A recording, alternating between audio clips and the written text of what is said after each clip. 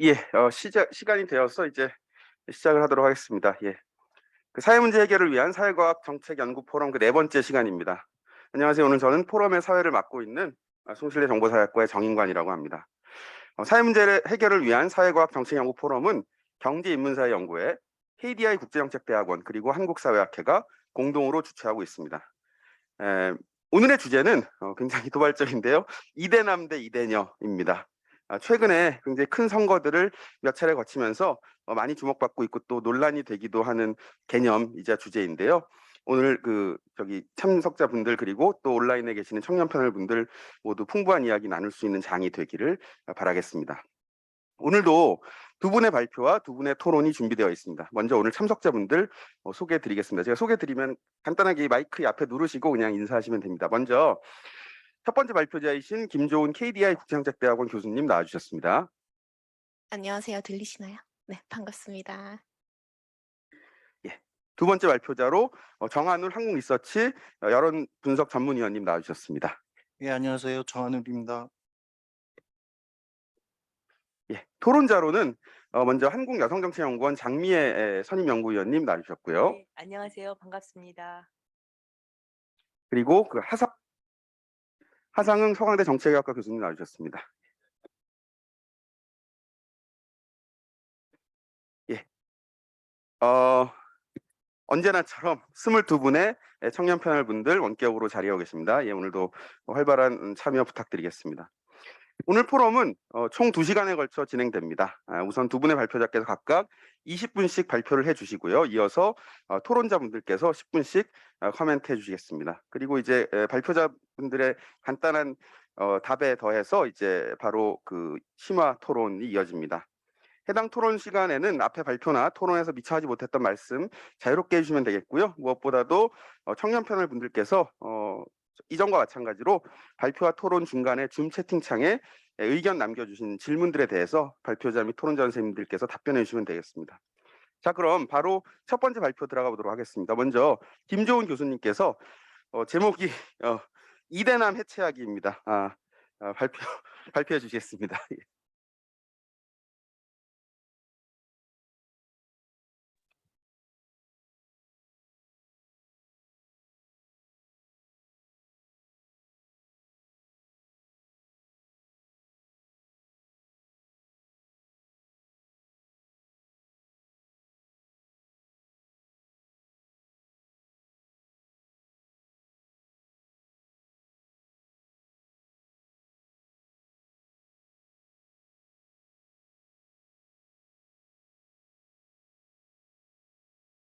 필요하신 분들 확인해 보시면 되겠습니다.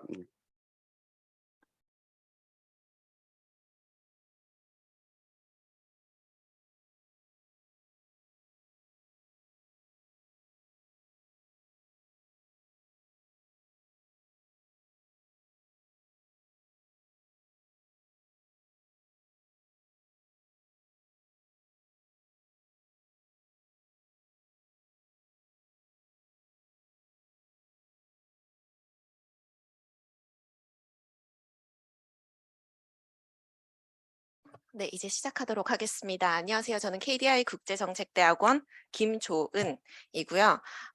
간략하게 제 소개를 드리자면 저는 KDI 스쿨에서 지금 젠더 불평등 그리고 사회 불평등 방법론 관련해서 강의를 하고 있고요. 제 연구 주제는 크게 젠더 불평등 그리고 저출산, 젠더 불평등과 저출산의 연결고리를 한번 밝혀내는 그런 연구들을 하고 있습니다. 제가 오늘 발표하고자 하는 내용의 주제가 이대남 해체하기인데요. 이게 언뜻 보면 이대남이라는 집단을 없애버리자라는 것으로 들릴 수 있지만 그런 뜻은 아니고요. 여기 Deconstructing 이대남에서 알 수 있듯이 이대남이라는 개념 자체를 좀 한번 해체해보자라는 의미에서 제목을 붙이게 됐습니다. 오늘은 제가 이 두 가지 질문에 대해서 답을 해보고자 합니다. 첫 번째로는 이대남의 실체, 이대남, 우리가 생각하는 그 반페미적 또는 여성 혐오적 집단이 존재하는가에 관한 거고요. 그리고 두 번째로는 만약 우리가 생각하는 이대남이 존재한다면 무엇이 이들을 사명하는가, 이게 경제적 변수인가 아니면 비경제적 변수인가를 제한된 데이터를 가지고 경험적 증거를 통해서 부분적으로 답을 해보고자 합니다. 이대남 다들 아시다시피 지난 문재인 정권 여론조사에서 처음 주목을 받기 시작했고 작년 대선을 기점으로 한국의 지배적 화두로 등장한 단어입니다. 이대남이라는 단어는 그냥 봤을 때 20대 남자라는 뜻을 말하는 거지만 그것보다는 특별한 정치적 정체성을 가진 집단으로 규정이 되고 있습니다. 그래서 이 집단은 좀 정치적으로 보수화되어 있고 사실상 나이가 젊을수록 진보적 가치를 띄어야 되는데 그런 통념을 뒤집고 정치적으로 보수화되어 있다. 그리고 공정과 페미니즘에 굉장히 민감한 집단들로 규정이 되고 있습니다. 이대남 하면 따라오는 다양한 수식어들 중에 가장 대표적인 것이 페미니즘에 대한 거부이잖아요. 또는 안티페미니즘이라고도 부르는데 이 안티페미니즘, 이대남의 안티페미니즘을 조금 더 긴밀하게 살펴보면 굉장히 다양한 스테레오타입들이 존재해요. 첫 번째로는 이들은 젠더 이슈에 대해서 과도하게 반응하고 관심을 보이고, 두 번째로는 구조적 성차별은 없다. 즉 여자와 남자는 똑같은 동등한 필드에서 경쟁을 한다라고 주장을 하고요. 그리고 세 번째로는 거기서 더 나가서 지금 사회는 남성이 오히려 더 차별받는 사회다라고 주장을 하고, 마지막으로는 페미니즘에 반대하는 것에서 더 나가서 여성 혐오적인 집단이라는 편견도 존재하는 것 같습니다. 여기서 이제 질문이 하나 있는데 과연 우리가 생각하는 이 이대남, 반페미니적 집단이 과연 존재하는가, 또는 청년 남성들의 젠더의식이 안티페미니즘 또는 여성 혐오로 일반화될 수 있는가에 대한 문제인데요. 젠더 태도 또는 의식에 관련한 현재 학계의 입장들을 보면은 젠더 태도나 의식은 굉장히 다차원적이고 복잡하다고 얘기를 하고 있거든요. 예를 들어서 성역할 태도, 남자는 밖에서 일을 하고 여자는 집에서 뭐 살림을 살아야 된다. 이런 것도 사실상 집에서는, 가정 내에서는 남녀가 달라야 된다고 하고 주장을 하는 사람이 노동 시장에 나가서는 남녀가 똑같다라고 주장을 할 수도 있는 거거든요. 그래서 이게 다차원적이다. 그리고 남성성도 마찬가지죠. 생계부양은 남자가 해야 된다라고 주장할 수도 있지만 반면에 남성의 나약함을 드러내지 말아야 된다. 이건 또 다른 문제고. 그 성차별 같은 것도 적대적, 온정적 성차별이 따로 존재한다고 이제 학계에서는 지적을 하고 있고, 여기서 가장 중요한 거는 여성 혐오랑 성차별은 또 다른 문제거든요. 성차별이라는 거는 남자, 여자가 어떻게 다른지를 구분하는 거고, 여성 혐오는 착한 여자, 내 말 잘 듣는 여자 또는 나쁜 여자를 구분하는 그런 메커니즘이다 라고 학계에서는 주장을 하고 있습니다. 그리고 또 여성 우대 정책에 대한 반발, 이대남에서 가장 특징적으로 나타나는, 이건 또 다른 차원이에요. 여성 혐오를 하지 않음에도 불구하고 여성 우대 정책에 대해서는 굉장히 반발할 수 있다. 그래서 이게 젠더 의식 태도, 정책에 대한 태도, 모든 게 다차원적임에도 불구하고 우리는 이 이대남이라는 프레임 안에 그냥 다 몰아 넣어버린다. 그래서 이 프레이밍이 과연 합당한가에 대해서 의문을 제기할 수 있습니다. 그 두 번째 질문은, 그럼 우리가 생각하는 그 반페미적 이대남이 존재한다면 그럼 왜 존재하는가? 이들은 왜 그런 거야?에 관한 질문인데요. 가장 크게는 가장 많이 쉽게들 생각하시는 것이 경제적 위협이죠. 먹고 사는 거에 문제가 좀 크다 보니까 진보적 가치를 받아들이기 힘들다. 그래서 경제적 위협을 설명하는 데 있어서는 좀 비정규직인 분들, 무직인 분들, 또 소득이 낮거나 자가가 없으신 분들, 그리고 자산이 낮은 사람들이 조금 더 여성 혐오적 또는 우리가 일반적으로 생각하는 이대남적 행태를 나타낼 가능성이 크다라고 생각을 하는 게 경제적 위협에 관한 설명이고요. 두 번째, 젠더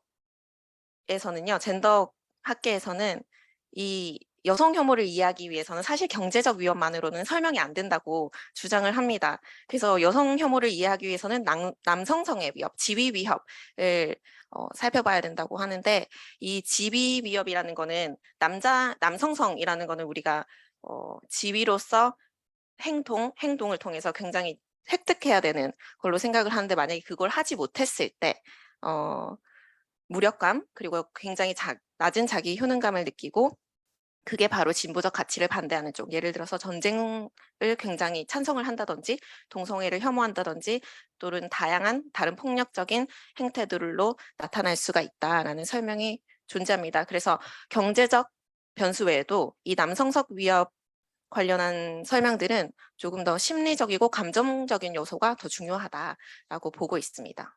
그래서 제가 던지는 이 발표에서 던지는 연구 질문은 첫 번째로는 과연 이대남이 젠더 페미니즘 인식, 행동 태도가 일반화될 수 있는가 한 가지 그룹으로 아니면 다양하게 존재하는가에 관한 연구 질문이고요. 두 번째로는 과연 이대남이 존재한다면 그 이대남의 다양성을 설명하는 변수는 경제적 변수인가 아니면 비경제적, 뭐 감정적인 거, 자기 가치에 관한 그런 변수인가에 관해서 답을 해보도록 하겠습니다.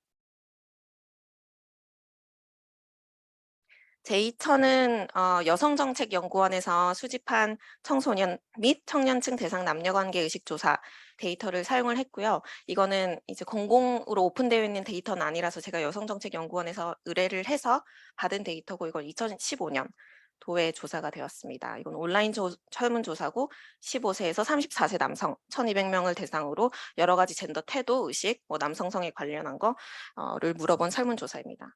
제가 오늘 이제 보여드리는 연구를 똑같이 2018년에 수집된 데이터를 가지고 또 재반복을 해봤거든요.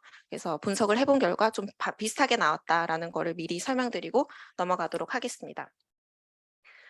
다양한 집단들이 존재하는가를 밝혀내기 위해서는 잠재 계층 분석이라는 방법을 사용했는데요. 이 잠재 계층 분석이라는 거는 그 개인이 예를 들면 100가지 문항이 있잖아요. 그럼 그 100가지 문항을 여러 가지 문항들을 살펴서 1,200명, 이 제 샘플에 이제 포함된 1,200명들 사이에서 좀 비슷한 문항 패턴을 가진 사람들이 누가 있는지를 좀 밝혀내는 방법론입니다. 이 클래스, 이 집단들을 밝혀내기 위해서 엄청 많은 이제 문항들을 사용을 했는데 거기서 여기 다 보여드리기는 힘들고 제가 개념적으로 4가지를 구분을 해봤어요. 첫 번째로는 온라인 여성 혐오. 이거는 온라인에서 실제적으로 여성 혐오적 댓글을 달고 이런 행동을 하는가에 관한 거고, 여성 혐오 척도는 내재화된 미소진이라고 하는 척도가 있어요.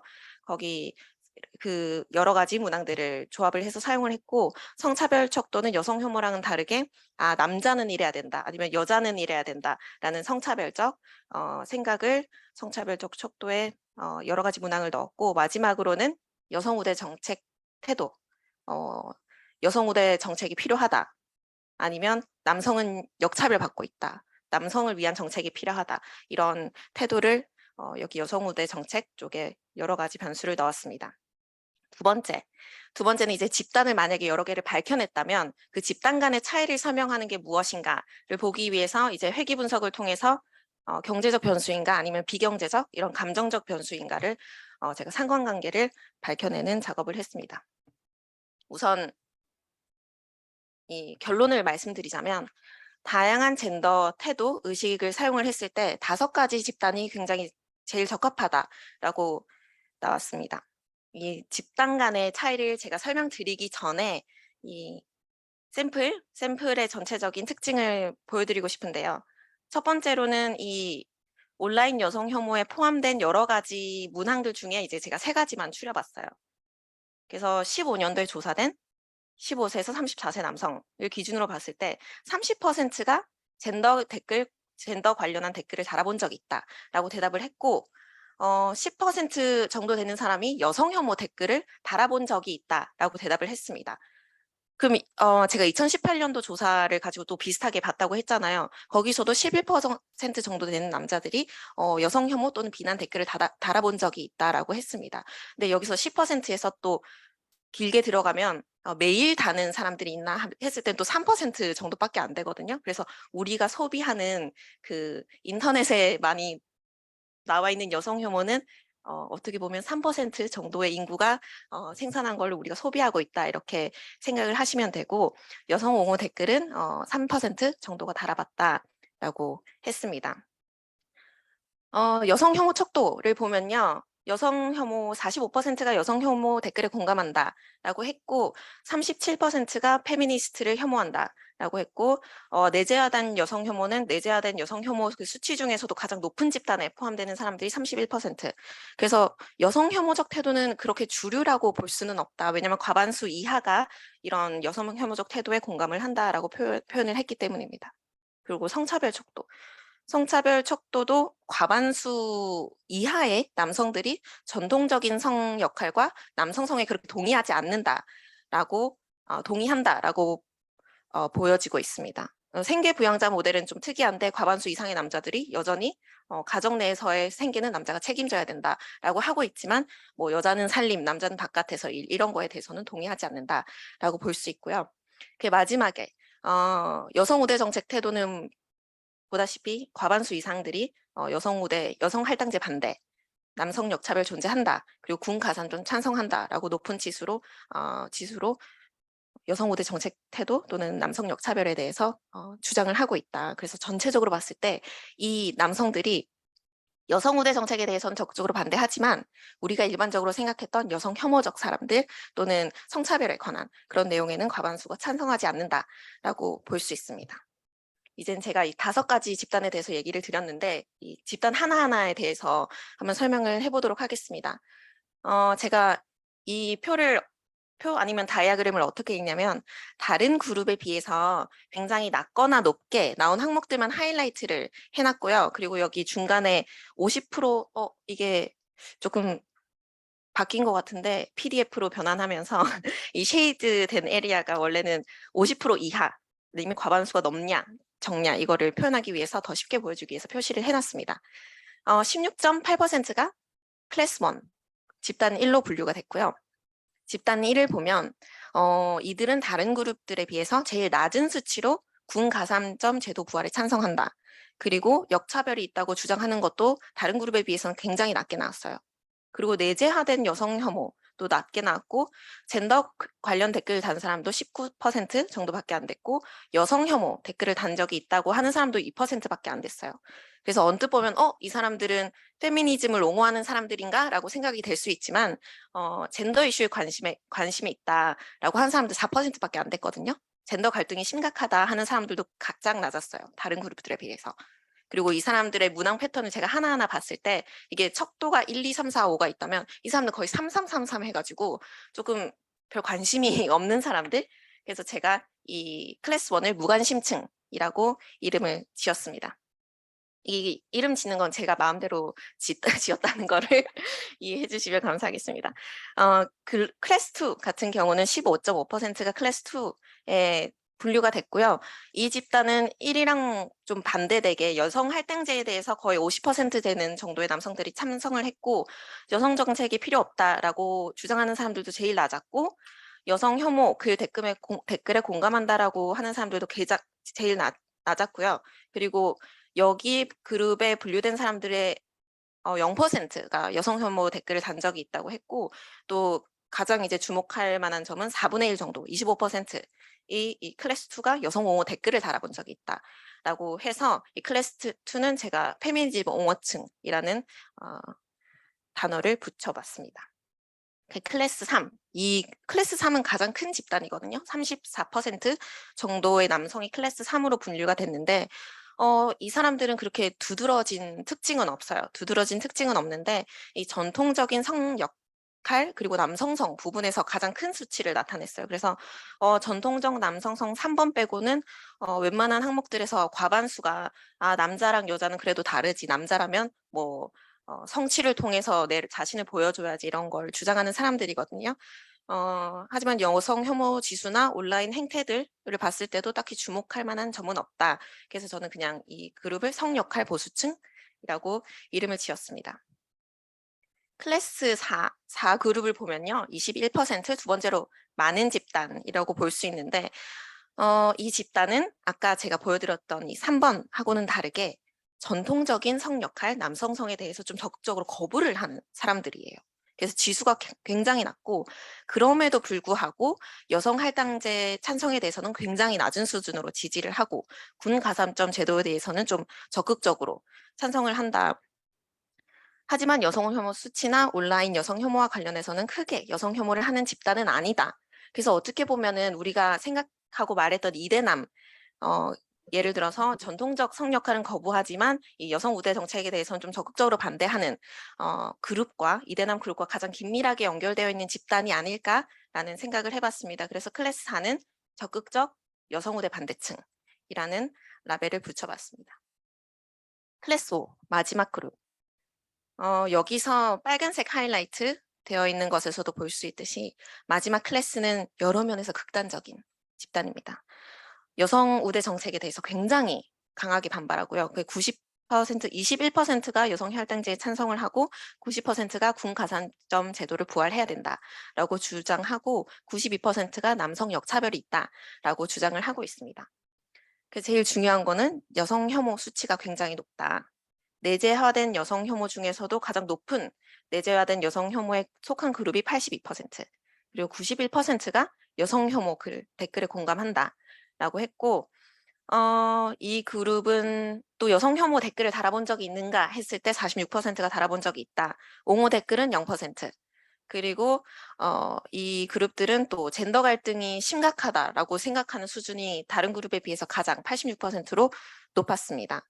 그래서 이들은 우리가 생각하는 이대남하고 조금 맞닿아 있는 부분이 없지 않아 있다. 여성 혐오적 정서가 굉장히 큰 집단으로 4번하고는 비교가 된다라고 볼 수 있습니다.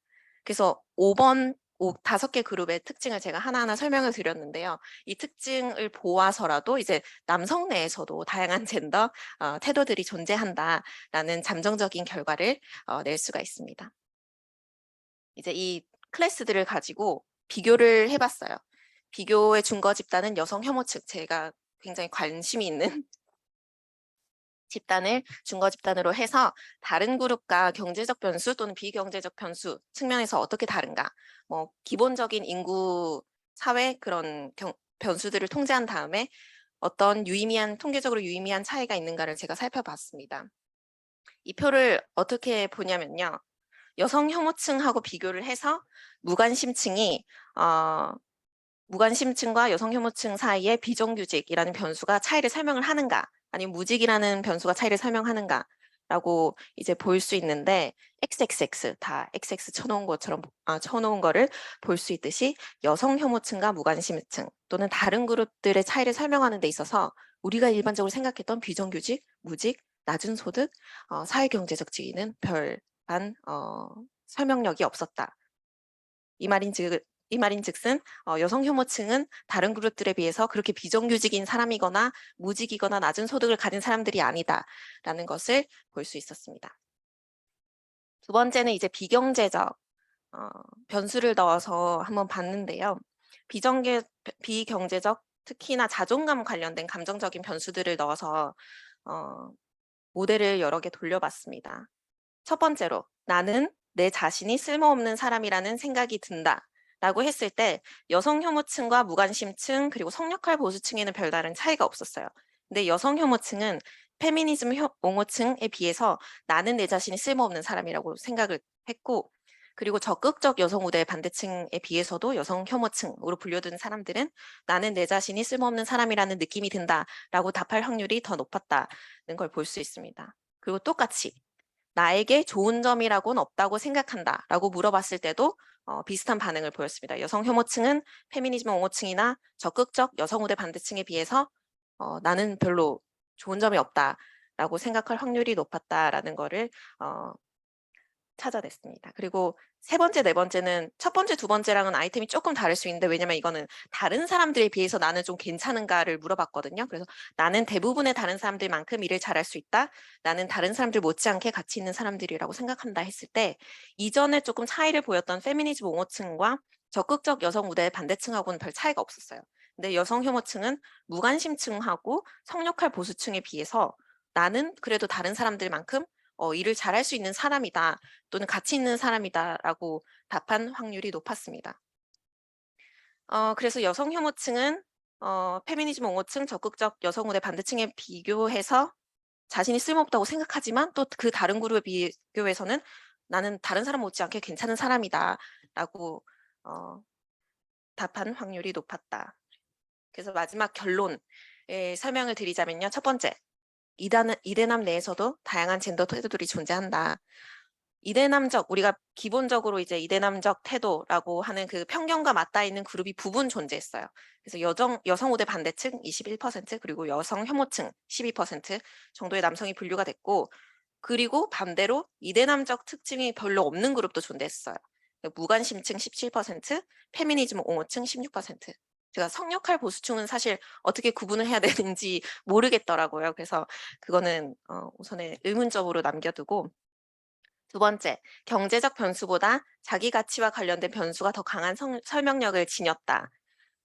여성 혐오 그룹은 타 그룹하고 비교를 해서 딱히 무직, 비정규직, 낮은 소득, 낮은 사회 경제적 지위인 것도 아니었다. 하지만 여성 혐오층은 페미니즘, 옹호층, 그리고 적극적 여성 우대 반대층에 비교해서 스스로를 낮게 평가하는 반면, 또 다른 층, 무관심, 성역할 보수층에 비해서는 다른 사람 못지않다라고 평가를 했다. 그래서 우리가 보통 생각하는 여성 혐오 왜 하는 거야 했을 때 그 경제적 루저들이 하는 거다라고 하는 그 주장보다는 조금 더 복잡한 내용들이 있지 않은가라고 생각을 해볼 수가 있습니다. 그래서 함의는 이 이대남 프레이밍, 우리가 일반적으로 해왔던 이대남 프레이밍이라는 거는 또 다른 성차별적 폭력이 될 수 있지 않을까라는 생각을 해봤고요. 특히나 이대남이 너무 그 여성 혐오 정서, 안티 페미니즘 정서가 너무 포장되다 보니까 청년들의 다양한 목소리, 예를 들어서 뭐 계층 문제, 지역 문제 등의 목소리가 축소된 경향이 있다라고 생각이 듭니다. 여성 혐오에 대한 담론, 또 이코노믹 루저, 그 경제적 루저 스토리가 다가 아니다. 그래서 남성성 지위에 관한 내용을 우리가 더 살펴봐야 된다라고 생각을 하고요. 그리고 마지막으로는 이게 제가 잠재 계층 분석을 통해 가지고 여러 가지 그룹들을 분류를 했잖아요. 근데 이제 12%의 남성이 여성 혐오 그룹으로 나왔다고 해서 우리나라 남성들은 12%가 여성 혐오다 이렇게 해석을 하시면 안 되고요. 이 연구의 주제는 남성 집단 내에서도 어떻게 다양한 그룹들이 존재하는가, 그리고 그 집단 간의 차이는 어떻게 설명되는가를 보는 게 주 목적이었기 때문에 그런 식으로 해석을 하시면 안 됩니다. 그리고 마지막 추후 연구. 반페미적 정서, 그리고 여성 혐오는 여성들도 하는 거거든요. 그래서 이번 데이터에서는 남성들만 데이터 수집을 했기 때문에 다음엔 여성도 함께 포함해서 같이 볼 필요가 있다라고 생각이 되고, 제가 봤을 때 재미있는 주제는, 제가 이거 2015년 데이터, 2018년 데이터를 봤잖아요.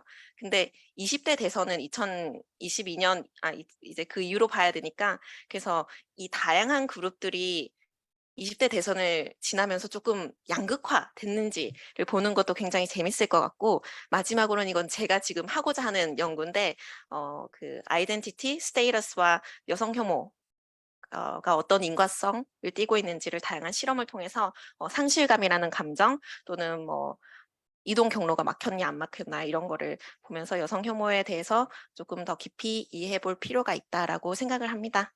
여기서 마치겠고요.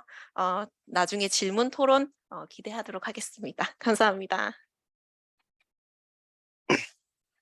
예, 시간 비교적 잘 맞춰주셔서 감사합니다.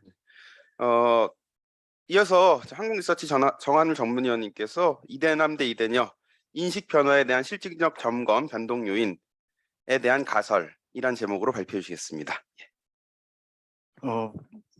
저 컴퓨터 설치하는 동안에 잠깐 좀 말씀을 드리면, 이게 제가 좀 자료 양을 좀 많이 준비해서 보통 이 내용 가지고 그냥 좀 충분히 얘기한다 싶으면 1시간 반에서 2시간 걸리거든요. 그래서 적절하게 중간에 제지를 시켜달라. 제가 스스로 자제가 안 되더라고요. 제가. 하여간 가급적 빨리 하려고 하고요. 오히려 지금 선생님 발표 들으니까 제 발표를 하고 이렇게 했으면 더 맞지 않았을까?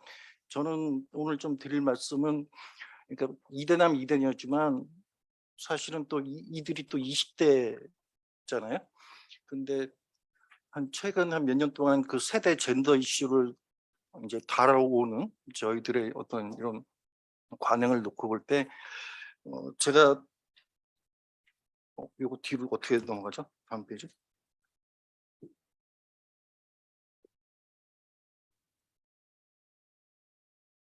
네. 그 제가 오늘 발표해서 드리고 싶은 몇 가지는, 저희가 이제 사회학 처음 공부할 때 이제 하지 말아야 될 오류 몇 가지들을 뭐 개인주의적 오류, 또 생태학적 오류 이런 걸 처음에 배우는데 세대 젠더 문제를 다룰 때는 굉장히 이 문제들을 그냥 무시하고 나오는 책들, 분석들이 너무 많고 그게 20대나 20대 남자 여자에 대한 상당한 오해를 불러일으키면서 갈등이 증폭된 측면들이 좀 저는 크다고 생각이 들고 하나만 간단히 말씀드리자면 물론 지금 선생님 지금 다뤄주신 여성정책 연구원은 그래도 비교적 수직적 연구들이 되어 왔지만 그 이외에 젠더 세대의 연구들이 사실은 이런 어떤 실증적인 데이터를 가지고 분석하기보다는 굉장히 담론 분석에 좀 치우쳤다라는 생각이 들고 또 두 번째는 그나마 이제 어떤 데이터를 가지고 분석할 때 주로 SNS나 그런 커뮤니티 중심으로 논의가 됐다. 그 내용들을 일반화하는 경우들을 많이 봤는데 아까 선생님 앞에 발표에서도 나오지만 사실은 그 커뮤니티에 들어가서 댓글을 달고 있는 사람들은 전체 정규분 프로그램 굉장히 극단에 있는 사람들이거든요.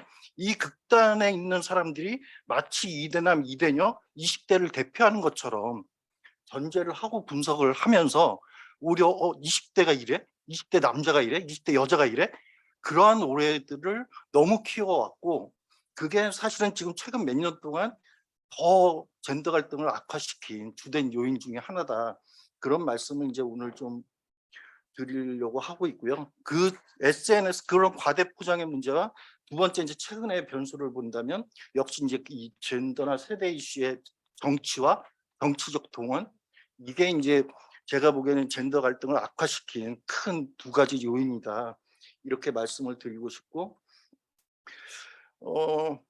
일단 세대나 젠더 문제에 관심이 이제 모인 이유를 보면 역시 이제 공정성 이슈 이게 이제 불을 붙였던 것 같고요.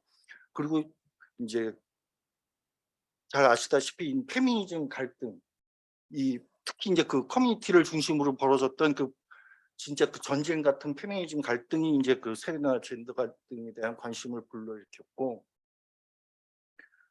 세 번째는 역시 조금 전에 말씀드렸던 것처럼 이게 단순한 어떤 사회적 이슈뿐만이 아니라 실제 투표나 선거에 끝까지 영향을 주면서 진짜 폭발적으로 이제 관심들이 이루어져 왔다고 생각이 들고요. 그래서 좀 공정성 영역, 젠더 갈등, 특히 페미니즘, 저는 이제 페미니즘 갈등을 이제 중심으로 말씀을 드릴 거고, 그리고 이제 어떤 선거 행태나 정치적 태도에서의 한 이 세 가지 한 차원을 가지고 좀 말씀을 드릴 텐데, 먼저 말씀드릴 거는 일단 세대부터, 젠더 문제 들어가기 전에 세대 문제부터 좀 말씀을 드리려고 하는데, 20대에 대해서 혹은 2030 청년 세대에 대해서 능력주의, 무슨 경쟁주의에 매몰된 세대다 이런 비판들이 있는데 이 세대를 이해하는 데서도 아까 말씀드린 그런 정말 이게 20대와 30대만의 독특한 현상인가 실증적으로 보지 않으면서 좀 왜곡된 인식을 보여주고 있다라고 말씀을 드리고 싶고 처음 문제의식은 뭐 인국공 사태니 그런 어떤 능력주의 경쟁주의 에 대해서 젊은 친구들이 이상하다 이런 반응들이 처음이었는데 가만 생각해 보면 인국공도 그렇고 나중에 이제 건강보험공단도 이제 마찬가지 그런 정규직에 대한 반대 운동들이 펼쳐졌는데 그게 과연 청년들만 들어간 조직이냐 그 위에 기성세대들도 참여하고 있는 노조들인데 그럼 청년들 목소리만 대변하는 그 노조였던 거냐 그런 이제 문제의식에서 출발을 했고 그래서 실제 그런 어떤 경쟁이나 능력에 대한 태도들을 이제 조사를 해보면 이제 그림에서 보시다시피 경쟁이 필요하다 혹은 경쟁에서 이긴 사람한테 더 몫이 돌아가야 된다 이게 소위 말하는 능력주의적 가치를 측정하는 지표들인데 조사를 해보면 사실은 오히려 경쟁의 필요성에 대해서는 젊은 세대가 오히려 좀 낮고요. 그러나 이제 대다수 과반 이상이 넘는 사람들이 경쟁의 필요성에 대해서 공감을 하고 있고 또 이제 그 차등 분배를 해야 된다라는 것에 대해서 60% 이상 다수가 이제 동의를 하는 그래서 저는 한국 사회가 최소한 경쟁과 이런 어떤 능력에 따른 차등 분배를 해야 된다라는 것에 대해서는 다수가 이제 좀 가지고 있는 이게 20대의 현상이 아니라 사실은 전 세대적인 주류적인 어떤 그 가치관으로 잘 잡아 있는데 이걸 자꾸 20대 청년들의 문제로 환원하고 있다. 그렇다면 이제 그 차등을 뭘로 가지고 할 거냐. 그러니까 여기서 이제 능력의 문제인데 이게 뭐 차등배 분배의 기준인데 뭐 근무 태도, 노력, 성과, 자질 능력 이런 것들이 대체로 능력주의 지표들이죠. 근데 이제 조사를 해봤을 때 굉장히 특징적인 게 보통은 이제 업무 성과나 자질과 능력, 소위 말하는 스펙 이런 것들이 이제 그 일반적인 능력 측정의 기준인데 한국은 유독 이 근무 태도, 노력 이거에 따른 차등을 해야 된다라는 이게 계속 반복적으로 나타나거든요. 근데 이런 어떤 인식에서 오른쪽 그림을 보시면 사실은 약간의 정도 차이만 있을 뿐 이것도 마찬가지로 사실은 전 세대적으로 공통된 패턴이다 라는 거고 조금씩 넘어가면서 하도록 하겠습니다. 그렇다면 한국 사회에서 이런 어떤 경쟁주의나 능력주의가 왜 이렇게 발호를 하나라고 볼 때 사실은 이게 룰이 작동하지 않는 그런 경쟁을 평가하는 룰이 작동하고 있지 않다라는 불신이 굉장히 강하고 그래서 그런 개개인에 대한 능력에 대한 성과 아까 성과주의 여러 가지 지표 중에서 그런 능력에 대한 평가 자체가 공정하게 이루어지지 않다는 그런 불신이 굉장히 작동을 하고 있고 거기서 반칙을 범하면 처벌이 안 되는 그러다 보니까 자꾸 객관적인 평가를 할 수 있는 그런 어떤 객관식이라든지 이런 평가에 대한 지향으로 나타나고 그러니까 능력에 대한 차등을 해야 되는데 그 능력에 대한 평가가 지금 한국 사회에서 공정하게 이루어지고 있지 않다라는 이런 생각들이 이것도 역시 20대, 30대 청년들의 만의 생각들은 아니다. 그래서 이제 보통 청년들을 많이 비판할 때 요즘 너무 공무원 시험 안주하고 있다라고 얘기를 하지만 데이터에서 이거는 계속 반복적으로 조사를 해도 반복되게 나타나는 패턴인데 오히려 그런 생각들은 윗세대들이 더 많고 오히려 젊은 세대들은 뭔가 도전해보고 싶어하는 게 상대적으로 좀 많은 이런 상황이고요. 그래서 이런 어떤 능력주의나 경쟁주의를 자꾸 20대의 특성으로 보는 게 타당하지 않다고 보는 게 사실은 이 친구들이 갑자기 외계에서 떨어진 친구들이 아니고 한국 사회에서 어떻게 사회화되었던 친구들이라는 걸 감안을 하면 이런 능력주의나 경쟁주의가 이렇게 확산된 것은 사실은 기성세대나 기존의 사회의 어떤 그 규범이 사회화된 결과로 봐야지 자꾸 20대의 특성으로 봐서는 안 된다 라는 말씀을 드리고 싶고 그렇다면 뭐가 다른 거냐 그럼 차이는 없는 거냐 그럼 세대 차이는 없는 거냐? 세대 차이가 나타나는 대목들이 지금까지 이제 쭉 여러 가지 지표들로 놓고 볼 때 아주 특징적으로 나타나는 게 이 두 가지 지표거든요. 이제 첫 번째는 뭐냐면 사람에 대한 보상을 그 사람이 맡은 일에 대한 책임에 비례해서 이제 그 보상을 해야 된다고 보느냐? 아니면 그 보상과 무관하게 사람은 자기 책임을 다해야 된다고 보느냐? 윗세대들은 보상과 무관하게 자기 책임은 다하는 게 도리다라고 얘기를 하고 있고 젊은 친구들은 이제 그거에 비례해서 보상에 비례해서 이제 책임을 다해야 된다라는 게 세대 차이가 뚜렷하게 이제 갈라지는 지점이고요. 그리고 이제 오른쪽 두 번째 그림, 그러니까 이거 팀별 과제를 했을 때, 혹은 팀워크를 했을 때 보상을 어떻게 할 거냐. 팀워크의 결과니까 그 구성원들이 공통되게 공평하게 이제 보상을 해야 되느냐, 아니면 그 팀 내에서도 개인적으로 잘한 사람과 못한 사람을 갈라서 해야 되느냐. 이 대목이 이제 또 젊은 세대와 기성세대가 쫙 갈라지는 지점이죠.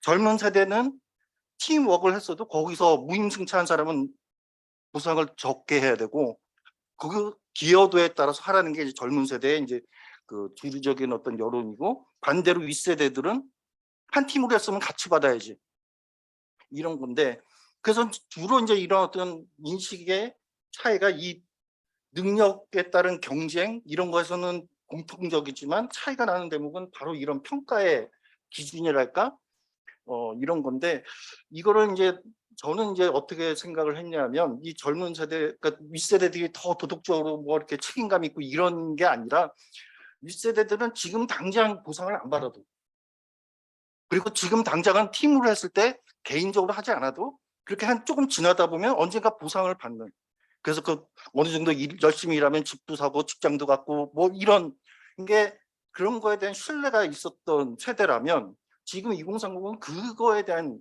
그러니까 미래 지금은 안 되더라도 그렇게 하면 나중에 언젠가 보상받을 거라는 그 미래에 대한 보상에 대한 신뢰가 지금 깨진 이제 그리고 그러다 보니까 지금 당장의 어떤 그 팀워크에서도 안 한 사람에 대해서는 안 한 사람과 기여를 안 한 사람과 무임승차한 사람과 기여한 사람을 구별해야 된다라는 이런 어떤 인식 이게 아마도 미래 보상 혹은 우리 전체 사회의 어떤 보상 시스템에 대한 신뢰 여부가 이걸 갈라내는 것 같다라는 게 이제 잠정적인 생각이고 거기서 세대 차이가 집중되고 있다 얘기를 드릴 수 있을 것 같고요. 오히려 젊은 세대들이 경쟁이나 이런 것에 대해서 상대적으로 낮은 건 실제 경쟁을 하고 있기 때문에 그런 정신적 부담감, 스트레스 이런 것들이 확실히 젊은 세대에서 굉장히 높고요. 그리고 2030이 아까 말씀드렸듯이 무임승차에 대한 거부감이 이제 크면서 그리고 이제 미래에 대한 어떤 그 불신, 불안감 아까 말씀드렸던 것처럼 그런 게 이제 윗세대들에 비해서 훨씬 이제 강한 상태고 그게 이제 공동체나 이런 거에 대한 불신과도 연결이 되는데 그래서 국가 자부심이나 이런 걸 보면 윗세대들은 특히 지금 코로나 거친 다음에 굉장히 이제 국가 자부심 이런 게 K 방역 뭐 늘어난 반면에 지금 20대 같은 경우는 헬조선이라는 이런 인식이 보시다시피 이런 데서 이제 세대 차이가 갈라지는 거죠. 20대 젊은 세대의 특징들은 미래에 대한 불신, 우리 공동체에 대한 지금 불신들이 윗세대와 지금 갈라지고 있다. 그래서 불신 세대다 이렇게 말씀을 드릴 수 있을 것 같고 그 변동에 대해서 그래프 보여드렸고요. 지금 더 악화되고 있다 말씀을 드리는 거고 우리가 이제 그런 국뽕이나 이제 그런 국가 자부심에 대해서 좀 과거에는 좀 이렇게 국뽕 이렇게 갖고 부정적으로만 봤는데 사실은 이게 또 긍정적인 측면도 있는 것 같아요. 그래서 국가 자부심과 아까 이제 사회에 대한 신뢰 혹은 연대에 대한 태도 복지를 위한 뭐 세금 부담 이런 걸 해보면 국가 자부심과 상당한 상관관계를 보여요. 그러니까 젊은 세대가 지금 그 신뢰가 깨졌다라는 게 오히려 그 젊은 세대에 대해서 사회 자본, 사회에 대한 신뢰나 복지 연대에 대한 태도를 약화시키는 그런 요인으로 작동할 수 있다라는 게 이제 그 홈페이지의 특징이고요. 뭐 좀 넘어가죠. 그래서 공정성 파트고 두 번째 이제 정치적 태도에서 2030은 보수화된 거냐 라는 파트인데 사실은 이제 투표 행태에서 보면은 왼쪽 그림이 이제 우리가 전통적으로 그려왔던 세대 투표의 균열 양상이죠. 그래서 선형관계 젊은 세대는 진보 찍고 보수는 나이 든 세대는 보수 찍고 그런 선형관계가 2017년도부터 조금씩 이제 그 변동 조짐이 보였었고요. 2017년도 대선에서 20대 48%만 문재인 후보를 찍었거든요. 다른 세대에 비해서는 좀 차이가 났었고 근데 2020년 총선에서 워낙 180석으로 민주당이 압승을 하면서 이 현상에 대한 관심도를 저희가 추적을 못했던 것 같아요. 그러면서 20대에서도 56%가 민주당 찍었네 해서 약간 기울기는 있었지만 관심을 놓았던 상황인데 사실은 이때도 이제 어떤 투표 이탈까지 고려를 하면 상당히 이미 20대 총선에서부터 2030의 민주당 지지 철회 현상은 투표장에 가서는 별로 차이가 안 났지만 기권율이나 이런 거로 봤을 때 상당히 나타나고 있었던 거고요. 그게 이제 폭발적으로 나타나는 게 이제 4.7 재보궐선거의 이제 충격이었던 거죠. 그래서 이제 이 페이지는 이제 이번 2022년 대선 지방선거 패턴인데 하나 재밌는 건 아까 윗그림에 대해서 보면 윗그림에 4.7 재보궐선거 때는 20대가 물론 서울이긴 했지만 20대가 가장 보수적이었거든요. 민주당을 이제 가장 안 찍었는데 지금 페이지 보시면 20대가 이제 조금 올라왔어요. 그러니까 균형 상태까지 됐고 이따가 이제 보여드리겠지만 여기서 이제 남녀 간의 어떤 그 변동 이런 게 작동을 하는데 어쨌든 과거의 기준으로 보면 2030의 투표 행태 자체가 진보 지지를 철회한 그거는 분명히 맞고 근데 4.7 재보궐선거 때 극단적으로 이제 빠졌던 시기에 비해서는 저는 조금 조정 국면을 지금 거치고 있는 거 아닌가라는 가설을 가지고 있습니다. 그래서 지금 아까 말씀드렸지만 투표율까지 고려를 하면 지난 오른쪽 위에 그림 보시면 대선 대비 이제 총선에서 투표율이 하락한 걸 보면 2030에서 굉장히 많이 빠졌고요. 그리고 우리가 이제 20대 남자 충격을 받았던 게 아까 그 4.7 재보궐선거 때 20대 남자의 75%가 오세훈을 찍었다. 그러면서 민주당 사람들 확 이제 그 쇼크를 받았었는데, 사실은 어떤 이탈을 볼 때 그런 지지 대상을 바꾸는 전향 투표, 컨버전 말고 사실은 기권이나 무당파로 빠지는 탈동원까지 고려를 한다면 사실은 20대 남자들 중에서 저번 4.7 재보궐선거 때 오세훈 후보를 찍지 않은 사람들이 더 많았다는 거예요. 왜냐하면 당시에 투표율이 50%가 안 됐거든요. 20대 남자들 같은 경우 민주당에 대해서 실망을 했지만 오세훈 후보로 투표를 한 사람보다 실제 투표장에 안 간, 양당을 찍지 못한 이 그룹들이 높아졌다는 걸 감안을 할 때, 사실은 이제 그때 그 표를 보면서 이제 민주당 쪽 혹은 진보 성향의 사람들이 20대 남자들을 굉장히 이런 그 도덕적이고 굉장히 정치적인 공격들을 했었거든요. 근데 사실 현실을 보면 20대 남자의 절반은 오세훈 후보를 찍지 않았다는 거죠. 그런데 그런 어떤 투표장에 간 사람들의 어떤 표심만 보고 또 여기서도 일반화하면서 20대 남자는 다 이래. 아까 선생님 보여드렸던 것처럼 굉장히 그 내에서도 이질적인 집단들이 있음에도 불구하고 그런 처음에 말씀드렸던 그런 무리한 일반화 혹은 생태학적인 어떤 해석들이 가미가 되면서 한 특정 집단을 굉장히 악마화하는 이런 어떤 경향들이 저는 많이 있었다고 생각이 들고, 그리고 이제 이거 뭐 주관적 이념 분포인데 근데 사실은 2019년도에 제가 청간열 기자하고 20대 남자 프로젝트 할 때는 20대 남자를 보수화라고 보면 안 된다라고 주장을 했었어요. 그 이유가 뭐냐면 물론 예전에 비해서는 진보 후보에 대한 지지나 이념적인 어떤 보수성이 특정 이슈들에서는 나타나는 것은 사실이지만 아주 일관된 보수성으로 보기는 힘들다라고 얘기를 했었고, 근데 그 이후에 지금 주관적 이념 분포를 보면 20대, 30대에서 지금 이제 빨간색 보수라고 생각하는 사람들이 늘어나는 게 보이고, 다른 세대에서는 그렇게 다른 세대에서도 나타나긴 하지만 2030 쪽에서 상당히 이제 많은 나는 이제 보수라고 생각하는 사람들이 많이 늘어났고, 이게 이제 사실은 이제 특히 이제 남성들을 중심으로 나타나게 되죠. 그래서 당시에는 보수화라고 생각을 안 했지만 최근에는 좀 보수화라고 불러야 되는 현상들이 저는 나타나고 있다고 좀 생각을 하고 있고요. 그래서 지금 보여드린 데이터들은 2019년도 데이터들이에요. 그래서 20대를 자꾸 보수화됐다고 얘기를 하는데 당시에 이제 복지 선호가 더 우위고 다른 세대에 비해서, 그래서 안보나 이런 쪽에 대해서는 굉장히 이제 그 지금 그림처럼 20대가 과거와 달리 굉장히 보수적인 태도를 보이고 있지만 복지나 이런 전통적인 경제 영역에서는 진보성을 가지고 있는, 그래서 이념적 이제 상충성, 양가성, 그러니까 앰비벌런트한 태도들이 젊은 세대의 특징이다라고 이제 2019년도에는 주장을 했었고요. 그래서 당시에는 보수화라고 이렇게 쉽게 보면 안 된다라고 얘기를 했었고, 요거는 좀 벗어난 얘기니까 반중선서 얘기는 넘어가도록 하겠습니다. 그런데 지금 이 데이터는 작년 이제 대선 국면에서 이제 조사를 했던 건데 한 11개 지표들에 대해서 이제 조사를 했는데, 사실은 여기서도 이제 세대별로 이제 막 젊은 세대는 진보, 나이 든 세대는 보수 이런 쪽보다는 사실은 좀 강도 차이 정도고, 이슈에 따라서 특정 이슈에서는 진보적인 포지션이 다수, 특정 이슈에서는 보수적인 포지션이 다수, 이렇게 이제 나타나고 있고요. 그래서 세대 균열 양상은 아니다, 세대 차이 양상은 아니라고 생각을 하고 있고, 다만 지금 최근에 전반적인 이슈들에서 보수적인 포지션에 내 무게 중심이 가고 있는 이런 현상들은 나타나고 있다고 이제 보고 있습니다. 그래서 이제 여기까지가 이제 세대 얘기고, 계속 생각보다 세대 20대라고 현상이라고 얘기하는 것들이 대체로 전 세대적으로 이제 나타나는 특성들이 많다. 그런데 우리는 자꾸 2030 특성이라고 얘기를 하면서 특히 도덕적인 비난을 가하는 경우까지도 있다 얘기고, 이제 좀 젠더 갈등으로 들어가면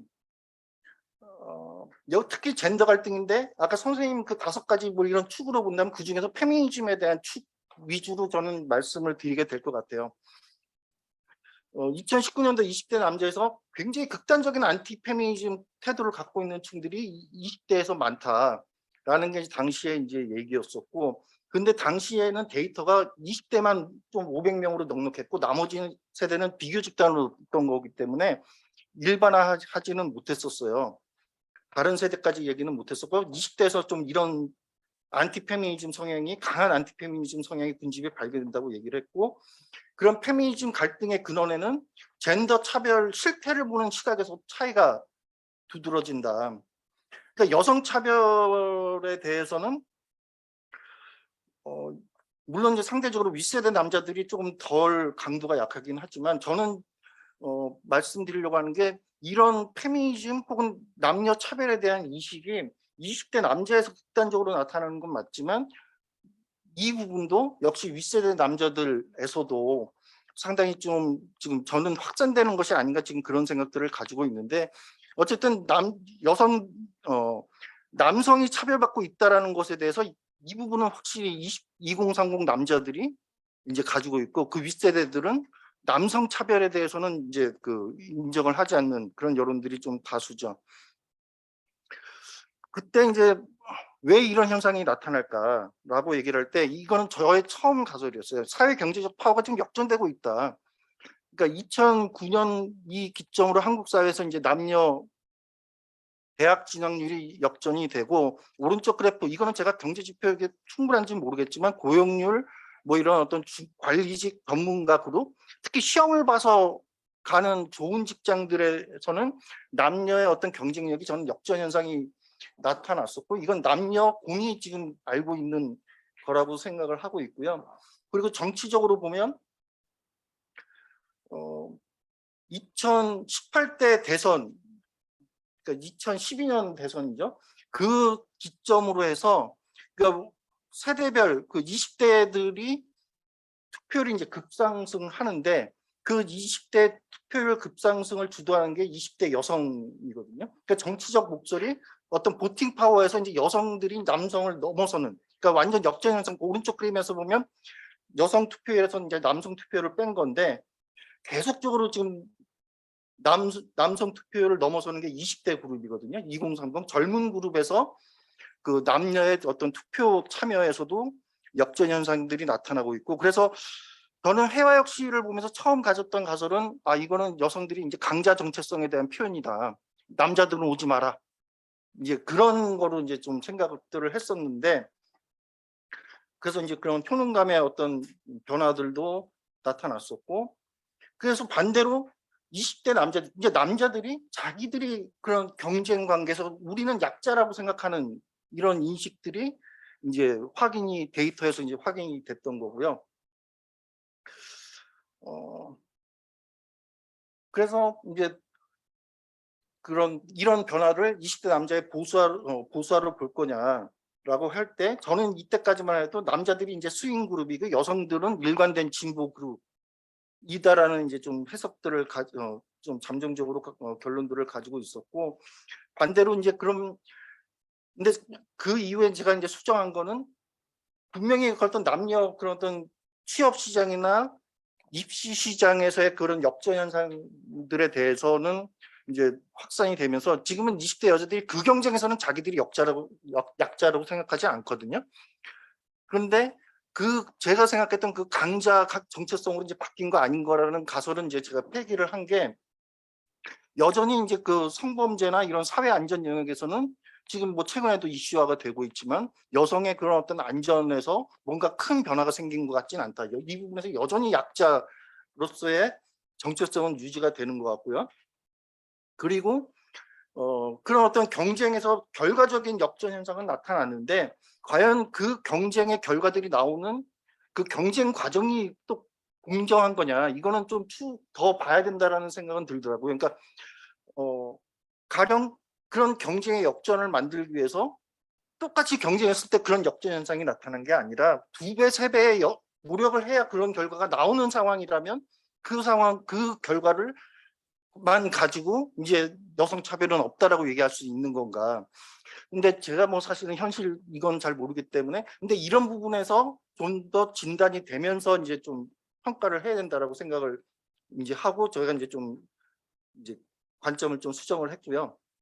그래서 이제 결과적으로 나타나는 게 그래서 그럴 수 있다라고 생각하는 게 경쟁의 어떤 피로감 이런 거 놓고 보면 같은 20대라도 여자들이 훨씬 더 그 피로감이 스트레스가 많거든요. 스트레스 지수나 이런 것들 보면 그래서 분명 결과적인 어떤 역전이나 그런 어떤 파워 체인지 현상들이 있는 것은 사실이지만 그 과정에서 어떤 그 경쟁의 부담이나 이런 거에서는 어쩌면 완전히 지금 그런 어떤 평등이 이루어졌다, 차별이 없어졌다 이렇게 얘기하기는 쉽지 않은 상황. 그래서 이거는 좀 더 이제 검증이 필요한 영역 아닌가 생각이 들고요. 근데 이제 이게 이제 2019년도 이제 처음 20대 남자 프로젝트 했을 때 이제 그 몇 가지 이제 제가 이제 가졌던 결론들인데 저는 그 이후에 굉장히 더 악화됐다, 나빠졌다라고 생각을 하고 있어요. 일단 이게 그때 이제 한 6개 정도 이거는 이 지표는 좀 나중에 좀 더 종합적인 지표로 좀 그 뭔가 대체돼서 더 풍부하게 진단을 해야 되지만 당시에는 그냥 시범적인 차원에서 한 6개 지표 가지고 이제 페미니즘에 대한 태도 이거를 이제 평균 냈거든요. 그래서 마이너스 12점부터 플러스 12점까지 마이너스 12가 이제 굉장히 최대 이제 안티 페미니즘이고 플러스 12가 최대 이제 그 친페미 뭐 이런 건데 지금 이제 한 몇 년 데이터들을 지금 추적을 한 거죠. 지금 변화 추이를 보면 20대 여자 그룹에서는 계속 페미니즘에 대한 우호적인 태도가 강화되고 있죠. 20대 남자는 사실은 지금 마이너스 6점이면 굉장히 강한 점수고요. 그게 움직이지 않고 있고 사실은 30대 그 뒤에는 이제 데이터 숫자를 늘렸거든요. 그리고 30대, 40대 이상 그룹들도 한 3,000명, 몇천 명씩 이렇게 조사를 한 거기 때문에 그래서 그려보면 사실은 안티 페미니즘에 대한 거부감은 20대 남자만의 현상이 아니라 30대도 굉장히 강한 상태고요. 그리고 4, 5, 6에서도 60대를 제외하면 40대, 50대에서도 저는 그 격차가 지금 커지고 있는 추세다라고 보여지는 게 이제 두 번째 특징이고 마지막 특징은 뭐냐면 사실은 30대 이상 여성 그룹들이 페미니즘을 보는 시각이 그렇게 우호적이지는 않다는 거예요. 그 0점이라는 건 긍정적인 태도와 부정적인 태도가 지금 상쇄되고 있다는 거거든요. 그러면 30대 이상 여성 그룹들은 페미니즘에 대해서 우호적인 태도뿐만이 아니라 사실은 부정적인 어떤 태도들도 같이 갖고 있다. 그래서 결과적으로 놓고 보면 페미니즘에 대한 어떤 논쟁 구도만 놓고 보면 사실은 20대 여성이 지금 고립되는 이제 그런 양상이었고 저는 그게 사실 저번 대선에서 막바지 20대 여성들이 그냥 굉장히 이제 분출했던 그런 밑바탕에 깔려있던 동력이라고 저는 잠정적으로 생각을 하고 있고 그리고 이제 이거는 좀 페미니즘에 대한 태도를 이제 그 20대 내부에서 어떤 차이가 있는지 본 건데 아까 선생님 발표했던 거하고도 좀 일맥상통할지 모르겠는데 남자들은 학력 차나 가구 소득 차가 별로 없어요. 페미니즘에 대한 태도가. 그런데 그러니까 자산 학력 고졸이냐 대제냐 이 차이도 없고 굉장히 강하죠. 그런데 여성 그룹의 같은 경우는 페미니즘에 대한 태도가 확실히 학력 차이나 소득 차이가 나요. 그러니까 고학력일수록 페미니즘에 대해서 우호적이고 고자산층일수록 페미니즘에 우호적인. 그래서 페미니즘에 대한 태도는 여성 그룹에서는 예, 차이가 나고 있고요. 벌써 많이 했죠? 예? 네. 그래서 이제 슬슬 마무리하겠습니다. 뭐 좀 정치 그래서 아까 이제 보수화는 아니다라고 얘기를 했는데 요 얘기는 좀 드릴게요. 근데 최근 작년 말에 이제 대선 국면에서 했던 조사를 보면 아까 그 11개 지표에 대해서 20대 남녀 이렇게 구분을 해보면 20대가 지금 30대만 보여드렸는데 20대 같은 경우 남자 그룹들은 상당히 많은 이슈들에서 예전에는 좀 그게 섞여 있었다면 지금 상당히 많은 부분에서 보수적인 포지션으로 이동했다고 보여지고 예전에는 20대 여성들이 상당히 일관된 진보 성향이었는데 오히려 20대 여성들이 이제는 좀 이슈에 따라서 좀 양가적인 이런 태도가 그래서 전반적으로 좀 보수 쪽으로 그러니까 진보 쪽에서부터 좀 벗어난 거는 맞다고 생각이 들고 오른쪽 그림 보시면 처음으로 이제 20대에서 정당 지지율이 역전이 됐죠. 그러니까 빨간색이 이제 국민의힘인데 사실은 예전에 이렇게 국민의힘 지지율까지 이렇게 전향한 그룹들은 많지 않았는데 대선 과정 사칠 재보궐선거를 거치면서 완전 이제 20대 남자 그룹들이 나는 보수당 지지층이라는 정체성을 갖기 시작한 게 가장 큰 변화라고 생각을 해서 이대남의 어떤 정치적 성향이 이제는 상당 부분 보수적인 태도를 이제 좀 갖게 되었다. 라는 말씀을 드릴 수 있을 것 같고요. 뭐 특히 이제 뭐 선거 과정에서 많이 됐죠. 그러니까 지금 이 그래프는 KBS 조사를 가지고 보여드리는 건데 아까 20대 여성 그룹들이 사실은 투표 직전까지는 위에가 남자고 아래가 여자거든요. 그리고 이제 맨 왼쪽 칸이 이제 20대인데 20대 남자는 빨간색 이제 윤석열 지지로 굉장히 이제 계속 이제 유지를 보였던 반면 사실은 20대 여자 같은 경우는 선거 막판까지 갈라졌었죠. 근데 그 맨 아래쪽 그림 보시면 아시겠지만 20대 여성이 막판 돼서 정말 폭발적으로 이제 그 이재명 후보 지지율이 하는 게 보이실 텐데 막판에 그 어떤 이준석 대표라든지 국민의힘의 어떤 그 안티 페미니즘 동원 그거에 대한 공포감 나중에 F자의 같은 거 해보면 굉장히 사실은 심리적으로 압박을 받았던 게 보이고 그게 이런 투표 행태로 나타났었다 말씀드릴 수 있을 것 같고 아웃사이더에 대한 태도들인데 이게 대상에 따라서 참 다른 것 같아요. 그러니까 아까 동성애 얘기도 나왔지만 동성애에 대해서 대체로 젊은 여성들은 좀 우호적이고요. 근데 그 중에서도 여기서는 안 보여드렸지만 게이 혹은 같은 성소수자라도 게이를 보는 거하고 여자들도 이거는 좀 갈려요.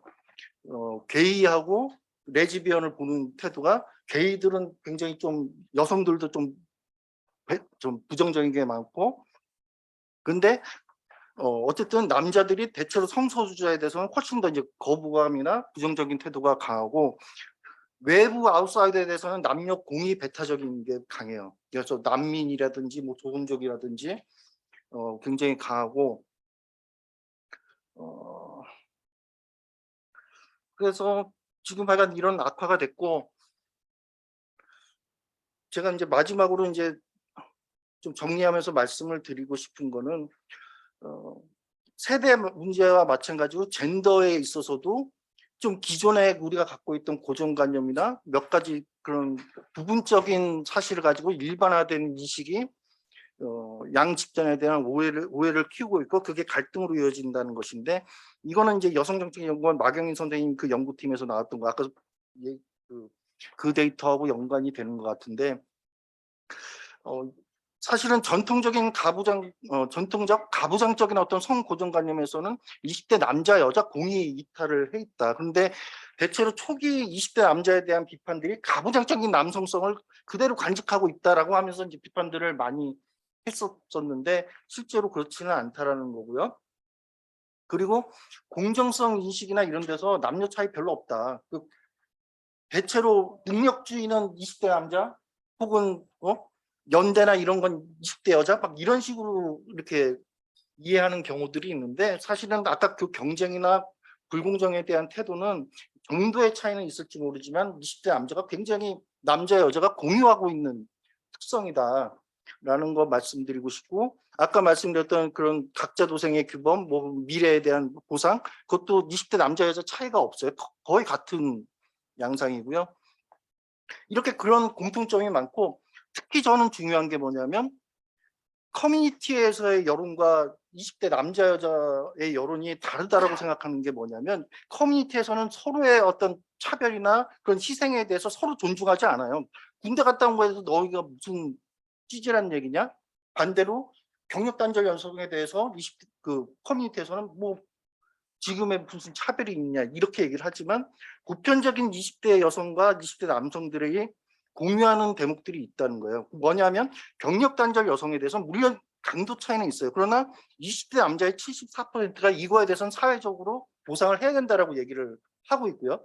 그런 커뮤니티 여론과 달리 그리고 군복무 남성에 대해서 20대 여성의 58% 과반이 넘는 훨씬 많은 사람들이 이거는 20대 남자들에 대해서 보상을 해야 된다라는 공통된 인식을 가져요. 그러니까 뒤에 무슨 뭐 지방대 할당제나 고졸 할당제 이런 거에 대해서는 다 났지만 최소한 이 20 여성들의 경력 단절 문제, 남성들의 군복무 문제에 대해서는 사실은 그 커뮤니티 여론과 다르게 서로 이 부분에 대해서는 존중하고 보상해야 된다는 합의가 있다라는 거예요.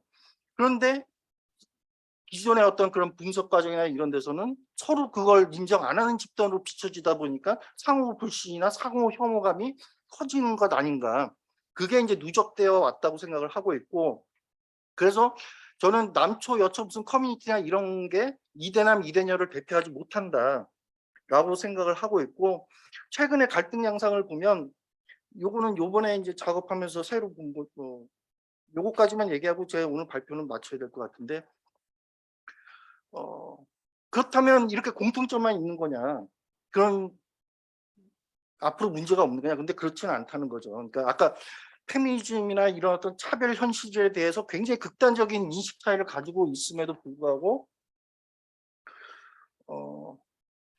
그런 서로 존중하는 이런 공감대를 넓히는 게 중요한데 지금 저는 요 왼쪽 그래프는 좀 눈여겨봐야 되는 게 그러니까 상대 성에 대한 남성에 대한 호감도 여성에 대한 호감도 이거 처음으로 시사인에서 한번 물어봤어요. 그렇게 보면 20대 남자의 경우 남자, 여자, 여성에 대한 호감도가 그렇게 낮지 않아요. 지금 거의 60점, 57, 8점 되거든요. 100점 만점으로 측정한 건데 50이 중간이고요. 그러니까 그러니까 왼쪽이 남자, 여자에 대한 호감도, 오른쪽 그림이 페미니스트, 안티 페미니스트에 대한 호감도인데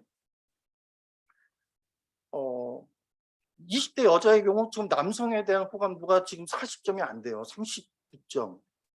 그러니까 20대 여성의 어떤 혐오감 이런 게 사실은 남성 일반에 대한 혐오감으로 지금 가는 거 아닌가? 사실은 굉장히 우려스럽게 지금 봤고, 오른쪽 그래프는 이제 페미니스트, 안티 페미니스트에 대한 그림인데 20대 남자가 혐오하는 거는 사실은 여성 일반이 아니라 페미니스트에 대한 혐오로 굉장히 집중되어 있는 상태고, 반대로 20대 여자의 경우 사실은 페미니스트에 대한 이제 우호적인.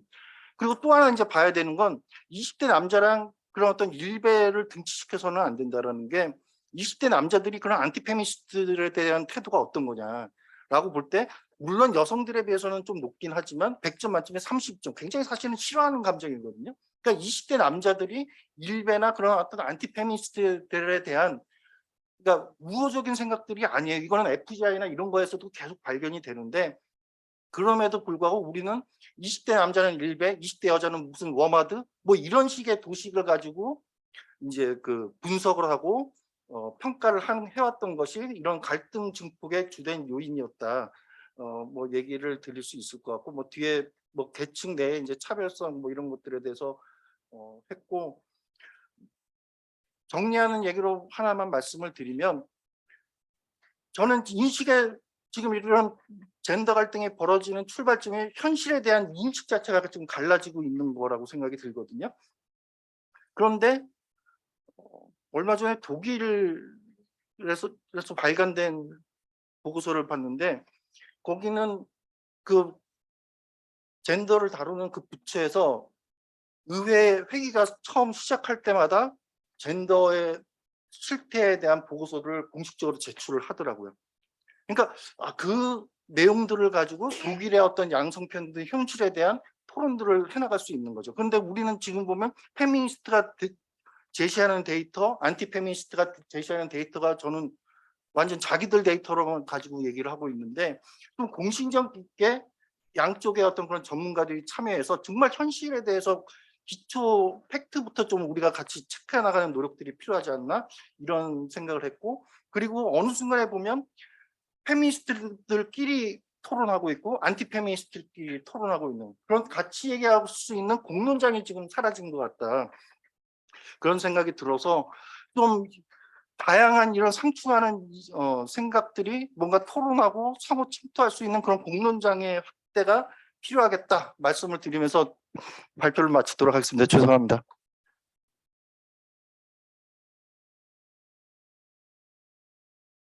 예, 너무 재밌어서 지금 필기하면서 듣느라고 시간을 제가 조절이 안 돼도 말씀 잘 들었습니다. 두 분 발표 잘 들었고요. 자, 이 발표에 대해서 이제 두 분의 토론자분들께서 말씀을 좀 해주시겠습니다. 먼저 장미애 그 선임 연구위원님께서 말씀해 주시겠습니다. 저 이대남 너무 열심히 읽었고 독자로서 되게 재밌게 잘 들었습니다. 저희 올 때는 되게 차분한 마음으로 이제 오랜만에 학회에 오기 때문에 이제 이대남이란 개념이 분석적으로 유용한 개념인가 뭐 이런 거에 대한 문제 제기를 하면서 이제 하려고 왔는데 듣다 보니까 역시 현장에 있는 사람으로서 약간 울컥하는 기분이 들어서 뒷부분은 좀 다른 얘기를 하겠습니다. 일단은 이대남이라는 건 사실 우리 서양에서 그냥 하나는 연속변인, 연령이란 연속변인이고 남성과 여성이라는 이분법적인 두 개의 변형이 혼합된 개념인데 이 두 개를 혼합해서 만든 신조어였고 제 기억에는 요게 촉발된 건 아마 2016년 강남역 사건이 촉발의 원인이었던 것 같아요. 사실 보통의 일반 사람들은 어떤 그 페미니즘의 논쟁이라든가 이런 거에 대해서 특별한 의견을 가지고 막 매일 살아가지는 않아요. 그러니까 뭐 예를 들면 어떤 이슈 하나에 따라 선거라는 국면이 제외하고는 특별하게 성적 갈등 국면이 아니면 생각을 안 하는데 강남역 살인 사건이 우리에게 주었던 충격 중에 하나는 거기는 누구나 갈 수 있는 서울 시내에서 가장 혼잡한 곳이고 보통 사람도 그냥 일주일에 한 번 거기 약속이 있어서라고 갈 수 있는 곳이었고 그 피해자가 아주 특별한 행동을 한 게 아니라 그냥 화장실을 가용했는데 안전에 위협을 당하는 사건을 했다는 게 특히 여성들에게는 엄청난 충격이었어요. 아무런 페미니스트도 아니었던 평범한 여성들이 내가 여자라는 이유로 죽을 수 있다는 걸 알았기 때문에 그걸 통해서 결집했고 진영이 최고로 실체로서의 20대 여성들이 등장했고 그거에 대한 반대가 집단이 등장했고 온라인에서 뭐라 그럴까 그러니까 경론이 막 이루어지면서 실체화된 대립된 두 가지 집단의 대립이 나타나면서 드러나고 그 다음에 학문적인 후속 연구들이 막 나왔기 때문에 등장한 개념이었기 때문에 그 최소한 미투 전후까지 그러니까 2016년부터 2018년 이후까지는 그거는 실제하는 개념이었다라고 생각을 해요. 저는 사회 현상으로서. 근데 이제 지속적으로 이대남이란 개념이 예를 들면 우리가 뭐 계층이라든가 이런 식으로 하나의 어떤 분석적 개념으로 사회학으로 더 유용한 분석적 개념으로 실제하는 거에 대해서는 약간 동의하기 어려운 측면이 좀 있습니다. 동의하기 어려운 이유는 이대남이 만약에 실제하는 개념이라면은 20대가 지나고 30대가 40대가 되면은 사람들의 성격과 생각이 바뀌어버리나? 그러면은 30대 남, 40대 남과 구분되는 이대남만의 특성이 있냐? 그리고 지금 곡에 나왔던 게 벌써 6년 전이니까 그 중에 절반은 이대남이 아니에요. 이제 30대 남성이 되었는데 그들은 그러면은 그때 이대남의 특성을 30대가 되었어도 여전히 가지고 있는가? 그리고 40대가 되어도 가지냐? 그러면 사회현상 자체가 주류와 봤기 때문에 한국 사회의 변화를 알리는 공정성의 룰에 대한 다른 개념을 가진 새로운 세대가 등장하는 것을 말하는 것인가? 뭐 여러 가지 의문이 들기 때문에 시차 10년만 지나면 그때 20대들은 다 30대가 되고 4년밖에 안 남았는데 그런 의미에서 이게 유용한 개념인가 뭐 이런 생각이 좀 들었고 그 다음에 아까 강남역 사건을 얘기를 들었는데 사실 역사적인 추이를 또 생각을 하지 않을 수가 없는 게 지금 그때 20대 남 지금까지 한다면은 그 사람들은 되게 지금 학번상으로 말하면은 90년대 후반 학번에서 이제 2000년대 학번이라고 얘기를 할 수 있는 건데 65만이었던 대입 수험생이 2003년이었던 것 같아요. 작년 기준으로 47만 명으로 줄어들었는데 그 말은 뭐냐면은 역사상 가장 극심한 입시 경쟁에 직면해서 자기를 선발하는 기준에 민감할 수밖에 없었던 경쟁이 극심하던 시대에 성장했던 세대라고 얘기를 할 수 있는데 지금 저출산화 시대로 출산율이 급격히 감소하면서 이 추세는 굉장히 달라지고 있거든요. 그러니까 이런 변화를 감안할 때 20대 남이라는 것은 이대남이나 이대녀라는 것이 이런 한국 사회의 변화 추세에 무관하게 지속적으로 계속 설명해 줄 수 있는 개념으로 남을 수 있을까에 대해서는 우리가 좀 고민해야 될 부분이 굉장히 많지 않냐라는 생각이 들거든요. 개인적인 생각으로는 아까 얘기하는 것처럼 경쟁의 룰에 대한 생각은 바뀌지만은 경쟁의 정도는 지금처럼 이 고령화 저출산 상황에서 바뀔 수밖에 없는 상황이라는 거를 말씀을 하나 드릴 수 있고, 아까 이대남 중에 하나가 이제 이게 제가 20대에 대해서 제기한 문제였고 하나는 이게 남성이라는 문제인데 이제 성별 갈등. 성별 갈등인 것도 할 말이 많은 게 이게 또 실체화 등변이 층여 있고 그냥 이념 속에만 있는 면도 많은데 아까 고학력 뭐 이런 얘기가 나왔는데 그럴 수밖에 없는 게 우리나라 교과과정에서 페미니즘이라는 단어를 처음 접하는 거는 대학교 교과과정 들어와서 돼요. 중고등학교 과정에서는 그냥 막연하게 이게 좀 약간 불공평하다고 하는데 구체적으로 그냥 이론적이거나 정리된 형태로 사회적인 성별 불평등 이런 걸 배울 수 있는 통로가 개인적인 독서나 뭐 영화 외에는 아무것도 없어요. 당연히 페미니스트 수업을 1강 뭐 한 3학점, 6학점 듣는 대학생 혹은 그래도 여성학과 수업이라도 개설된 과가 있는 좀 약간의 레벨이 있는 대학의 사람들이 아니고는 이거를 체계적으로 정리해가지고 남녀 간의 갈등을 인식할 수 있는 배움의 기회가 없다라는 면에서 이거는 여전히 20대에서도 굉장히 많은 그런 논의에 접한 사람의 논의일 수밖에 없다라는 말씀을 드릴 수 있을 것 같고요. 그러니까 다양하게 뭐죠? 학력적인 성취도 다르고 여러 가지 다른 다양한 20대 집단을 페미니즘에 대해서는 한 가지 생각을 가지고 있다고 생각하는 게 넌센스죠. 지식의 양도 다르기 때문에 사회 현상을 보는 것도 배우며 다를 수밖에 없다라는 말씀을 드릴 수 있을 것 같고요. 오히려 세대적인 공감대는 앞으로 추후 연구되어야 될 중요한 갈등인 것 같아요. 지금 굉장히 격발되고 있고 모든 세대가 경감하고 있는 게 이제 연금 개혁이지 않습니까?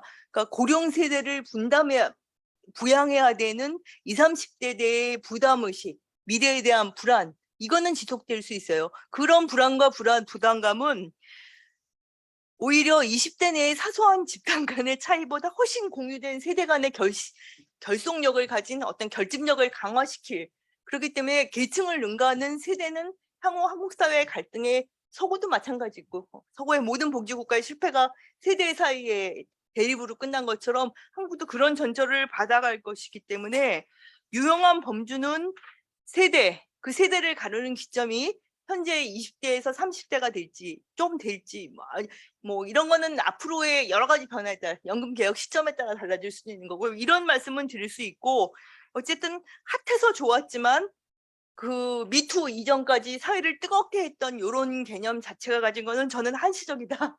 약간은 포장되어 있다라는 말씀을 개인적으로 좀 드리고 싶고요.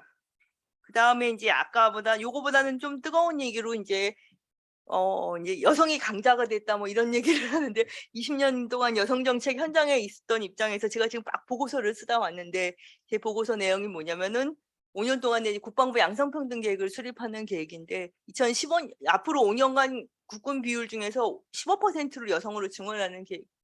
근데 놀랍게도 각 부대에 여성 화장실이 없어요.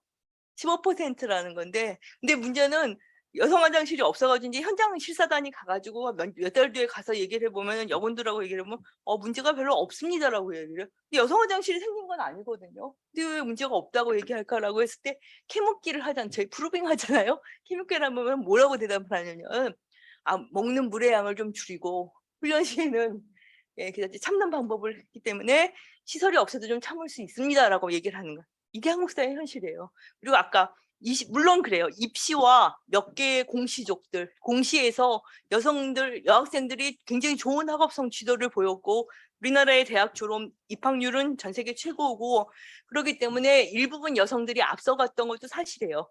명문대 입학률이라든가 행시에서도 상당 부분 어떤 직급에서 여성의 합격률이 높았던 시대도 있었던 것도 맞긴 한데 제가 실제로 이제 인사혁신이나 이런 데서 인사계에 가보면은 과장급 이상으로 가면 그 여성 중에 서바이벌에 있는 여성들은 엄청나게 작아요. 아까 국군 예를 들었는데 해군은 장군 중에 여성이 없어요. 대령급으로 가면 1%도 안 돼요. 그럼 정말 저희가 옛날에 읽었던 학부대가 그만한 여자생들은 어디로 갔을까? 그리고 그만한 대기업에 입사했던 여자 사원들은 다 어디로 가서 부장위원 이상에서는 승진을 못 시키는 이유가 승진 대기풀에 여성이 없기 때문에 우리는 뽑을 수가 없다라고 다 얘기를 해요. 그 전에 다 도태된 거였다라고 얘기를 할 수 있고 이런 현실에서 다 그래요. 아직 시작도 안 했는데 어떻게 여성은 강자가 되어버리고 이 문은 닫혀버리고 그리고 이렇게 페미니즘은 지금 거의 금기시돼서 지금 몇 달 동안 얘기할 수도 없는 상황이 돼버렸는데 아니 우리가 뭘 했는데 아직 시작도 안 했는데 이런 얘기를 저희가 많이 하고 있는 이런 상황에서 몇 개의 숫자로 이제 한국 여성은 그리고 뭐 수도 없는 그 세계적인 수치들 성평등 지수에서 굉장히 낮습니다. 놀라운 OECD 국가 하나고 뭐 높은 교육열과 뭐 이런 거에 비해서 노동시장 참여를 비롯해서 여러 가지 거에서 굉장히 낮은 이 현실에서 아직 익지도 않은 페미니즘이 공격받아서 이렇게 그냥 시작도 못하고 있는 상황은 굉장히 안타깝다라는 말씀을 그래도 첨언을 드려야 될 것 같다라는 말씀을 드리고요. 그래서 저도 그렇습니다. 저도 이제 오래 있었지만 마지막 말씀은 이제 사회학자의 한 사람으로서 저도 개인을 보다보다는 사람들을 네이밍해서 분류해서 보는 걸 좋아합니다. 예를 들면 50대 은퇴남 그런 식으로 해가지고 왜냐면 그러면 그 개인보다는 훨씬 더 많은 걸 한꺼번에 그룹핑해서 볼 수 있는 경우가 많은데 그 그룹핑의 잣대가 사실은 저희들의 어떤 가치관, 어떤 선험적인 판단이 들어가는데 그 판단에 그 자르는 케이크를 갖는 사회를 집단의 그룹핑을 갖는 커팅의 칼에 이대의 남이라는 커팅의 칼을 사용할 것인가 말 것인가에 대한 좀 더 많은 고민이 필요하지 않을까 뭐 이런 생각을 했습니다. 예, 일단은 이 정도입니다. 예. 예, 감사합니다. 그럼 하상은 교수님. 예. 예, 사실 저는 여기 발표하신 두 분과 토론하신 장미애 선생님과 비하면, 지금 주제의, 그 전문성을 제가 갖추고 있다고는 절대 볼 수 없는데요. 근데 아무래도 세대 문제, 젠더 문제, 뭐 이제 세대 곱하기 젠더죠. 예, 그런 문제가, 한국 이제 사회과학계, 뭐 그다음에 한국 사회에서, 이제 민감한 주제로 논의가 되다 보니까는 계속 이제 주시는 하고 있는 그런 이제 관찰자의 입장에서 몇 가지 좀 말씀을 드릴 수 있을 것 같습니다. 우선 처음 이제 시작해야 되는 게 이게 그 젠더 뭐 이제 뭐 성별 젠더 갈등 문제, 세대 갈등 문제에 대해서 지금 뭐 최근 이제 사회과학적인 연구들, 뭐 보고서들 이런 것들은 뭐 따라갈 수 없을 정도의 속도로 엄청나게 나오는 걸로 알고 있어요. 그래서 정보의 양이 부족한 거는 절대 아닌데, 근데 좀 정리를 좀 해야 될 시기가 아닌가라는 생각이 듭니다. 그래서 그 정리를 그러니까 저 스스로도 정리가 잘 안 되는 게 있고, 그리고 제가 물론 이제 정리를 뭐 이제 하면서 좀 놓치는 부분도 있고, 근데 그럼 정리를 하기 위한 좀 틀을 좀 우리가 좀 공유를 하고서 이제까지 나왔던 얘기들을 좀 한번 한 타임 좀 쉬면서 검토를 하고, 그리고 이제 나가야 될 방향이 뭐고 이미 다 해놓은 거는 정리하고 마치고 이런 식으로 조금 중간 평가 같은 걸 좀 해야 될 것 같은데요. 우선 처음 한 5가지 정도 말씀을 드릴 텐데요. 하나는 처음은 이 젠더 갈등이건 세대 갈등이건 이것이 이제 사회 현상으로서 이제 객관적이고 사회과학적인 이해를 요구하는 현상이기도 하지만 동시에 도덕적이고 법적인 접근을 필요로 하는 규범적인 판단이 항상 개입될 여지가 있다라는 거죠. 그러니까 이제 뭐 보면 뭐 20대 남성이 반페미니스트적인 태도를 취하는 경향이 늘어나고 있다. 뭐 이런 현상이 있으면은 그냥 사회과학자, 경험 연구하는 사회과학자 입장은 그렇다. 그럼 왜 그런 현상이 생겼을까? 이러고 넘어가는데, 근데 이게 이제 법적, 도덕적 접근이 여기 이제 개입이 되면은 그럼 옳다, 그르냐 이런 얘기로 이제 나오게 되는 거죠. 이제 나쁘다, 좋다 이런 식으로. 근데 사실 지금 우리가 이제 논의하고 있는 젠더 세대 문제들은 뭐 관련된 모든 현안들 뭐 좀 저 채팅창 질문에도 나오는 뭐 그 연금제도 개혁이라든가 뭐 이런 것도 보면은 그냥 객관적인 눈으로 사회과학자의 눈으로 현상을 파악하는 그런 것도 있지만은 이제 도덕적인 법적인 판단을 요구하는 부분이 있는데 이게 둘 다 뭐 중요하고 둘 다 해야 되지만 섞었으면 안 될 것 같다는 생각이 든다는 거죠. 예, 한 연구, 그다음에 한 논리에서 이제 현상에 대한 객관적인 이해를 하고자 하는 그런 이제 상황이면 그런 세팅이면은 될 수 있는 대로 이제 그 논의에 뛰어들려는 사람들도 좀 여기는 객관적인 현실을 보기 위한 그런 이제 논의의 장이구나. 그러니까 여기서는 나도 좀 옳고 그르다라는 법적 도덕적 접근에 대한 얘기는 자제를 해야겠다. 뭐 이런 게 좀 어느 정도 교통 정리가 돼야 이게 생산적인 얘기가 될 텐데 저의 경험상 보통 그렇지가 않더라고요. 예, 계속 뒤죽박죽이 돼서 이제 결국에는 이제 싸우게 되는 상황이 발생하는 게 있으니 좀 사회과학적인 접근이랑 옳고 그름을 따지는 규범적 판단과는 좀 명확하게 구분하고 아예 논의 시작을 해야 된다라는 게 제 첫 번째 생각이고, 그다음에 이제 두 번째 이제 문제 이해, 그다음에 인식 이걸 하는 데 있어서 경험 연구를 보면 이제 비교 대상이 모호한 경우들이 참 많아요. 예, 보면 이제 세대 곱하기 성별이니까 뭐 세대를 두 개로 젊은 세대, 뭐 늙은 세대 이렇게 나누면은 2 곱하기 2니까 벌써 4개고, 그리고 여기서 이제 또 놓치는 영역으로 뭐 이제 수도권이랑 이제 비수도권 이렇게 하면 2 곱하기 2 곱하기 2에서 8인데, 근데 이제 비교 대상을 이제 보면은 이제 뭐 정원훈 선생님 뭐 뒷부분의 발표를 보면은 20대, 30대라는 세대로 한정해서 남녀 차이를 본다. 이렇게 명확하게 뭐가 있고, 그다음에 이제 그 앞에 발표하신 부분은 그 20대, 30대라는 세대랑 뭐 50대, 60대랑 비교한다. 이런 식으로 이게 비교 대상이 이렇게 되는구나라는 게 명확하게 들어오는데, 이게 가끔 보면 특히 이제 이대남, 뭐 이대녀 관련된 글들을 보면은 첫 번째 문단에서는 2대 남과 2대 여를 비교하고, 두 번째 문단에서는 2대 남과 50대 남자를 비교하고 있고, 이런 현상들이 사실 드물지가 않아요. 그럼 이게 사실 논의를 상당히 혼란스럽게 만드는 건데, 이것도 좀 이 논의에 좀 뛰어드시는 분들, 이런 논의에 이제 관심을 갖고 계신 분들은 좀 교통 정리를 잘 해야 될 부분이 있다라는 것이고, 그다음에 이제 또 한 가지는 이제 관련해서, 그러니까 뭐 사회과 경험 연구에서 많이 하는 거지만, 이게 그 횡단을 보냐 아니면 시계열을 보느냐 이런 것도 상당히 중요해요. 그러니까 이제 지금 현재 뭐 20대 남자가 20대 여성에 비해서 어떤 태도를 갖고 있다. 뭐 이런 게 이제 그냥 횡단적으로 보는 거고. 근데 시계열적으로 봤을 때 2016년 이래 뭐 이제 20대 여성들이 남성에 대한 부정적인 시각이 늘었다. 이것도 사실은 정리가 충분히 돼야 될 부분인데, 뭐 이런 부분도 이제 헷갈리면 뭐 이런 항상 그렇죠. 뭐 얘기하면 뭐 20대 남자가 과거서부터 그랬다는 겁니까? 아니, 그 얘기가 아니라 이런 걸 자꾸 얘기를 해줘야 되니까 중간중간 이건 좀 제가 봤을 때는 생산적인 논의에 좀 방해가 된다는 생각이 들어요. 그래서 비교 대상을 정확하게 해야 된다. 그다음에 이제 세 번째, 과대 포장 문제. 이제 정한을 선생님 발표에 나왔는데, 그러니까 이제 객관적인 현실이 있죠. 장미애 선생님 그 군대 예처럼 객관적인 현실이 있고, 근데 이제 주관적인 인식이 분명히 다르단 말이죠.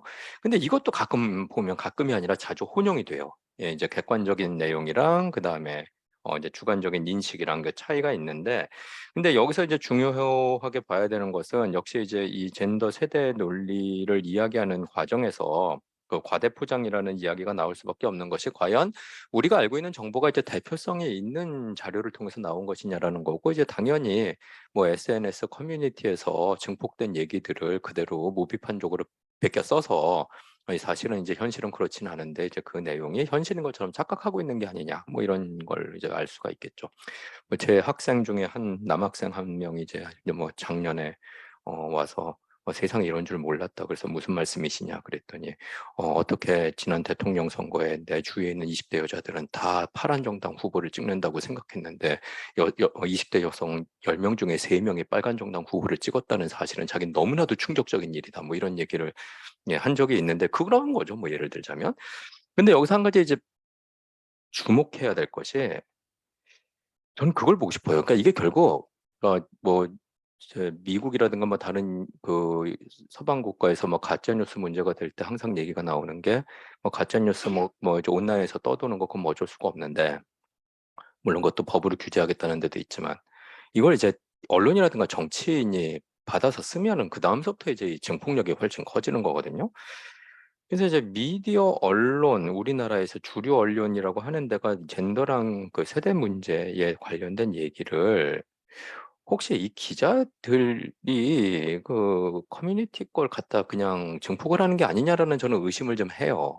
보면 이게 좀 객관적인 보고서들도 상당히 많은데, 이제 연구가 된 보고서들 이런 것들도 있는데, 그걸 통해서 이제 하는 게 아니라, 어떤 이제 사건이 났으니까 그 사건 보도하는 거는 뭐 괜찮은데, 뭐 이번 뭐 이제 그 뭐 스토킹 사건이라든가 뭐 강남역 사건이었던 그 사건 보도까지는 좋은데, 거기에 대한 의견을 이 사람들이 이렇게 생각한다.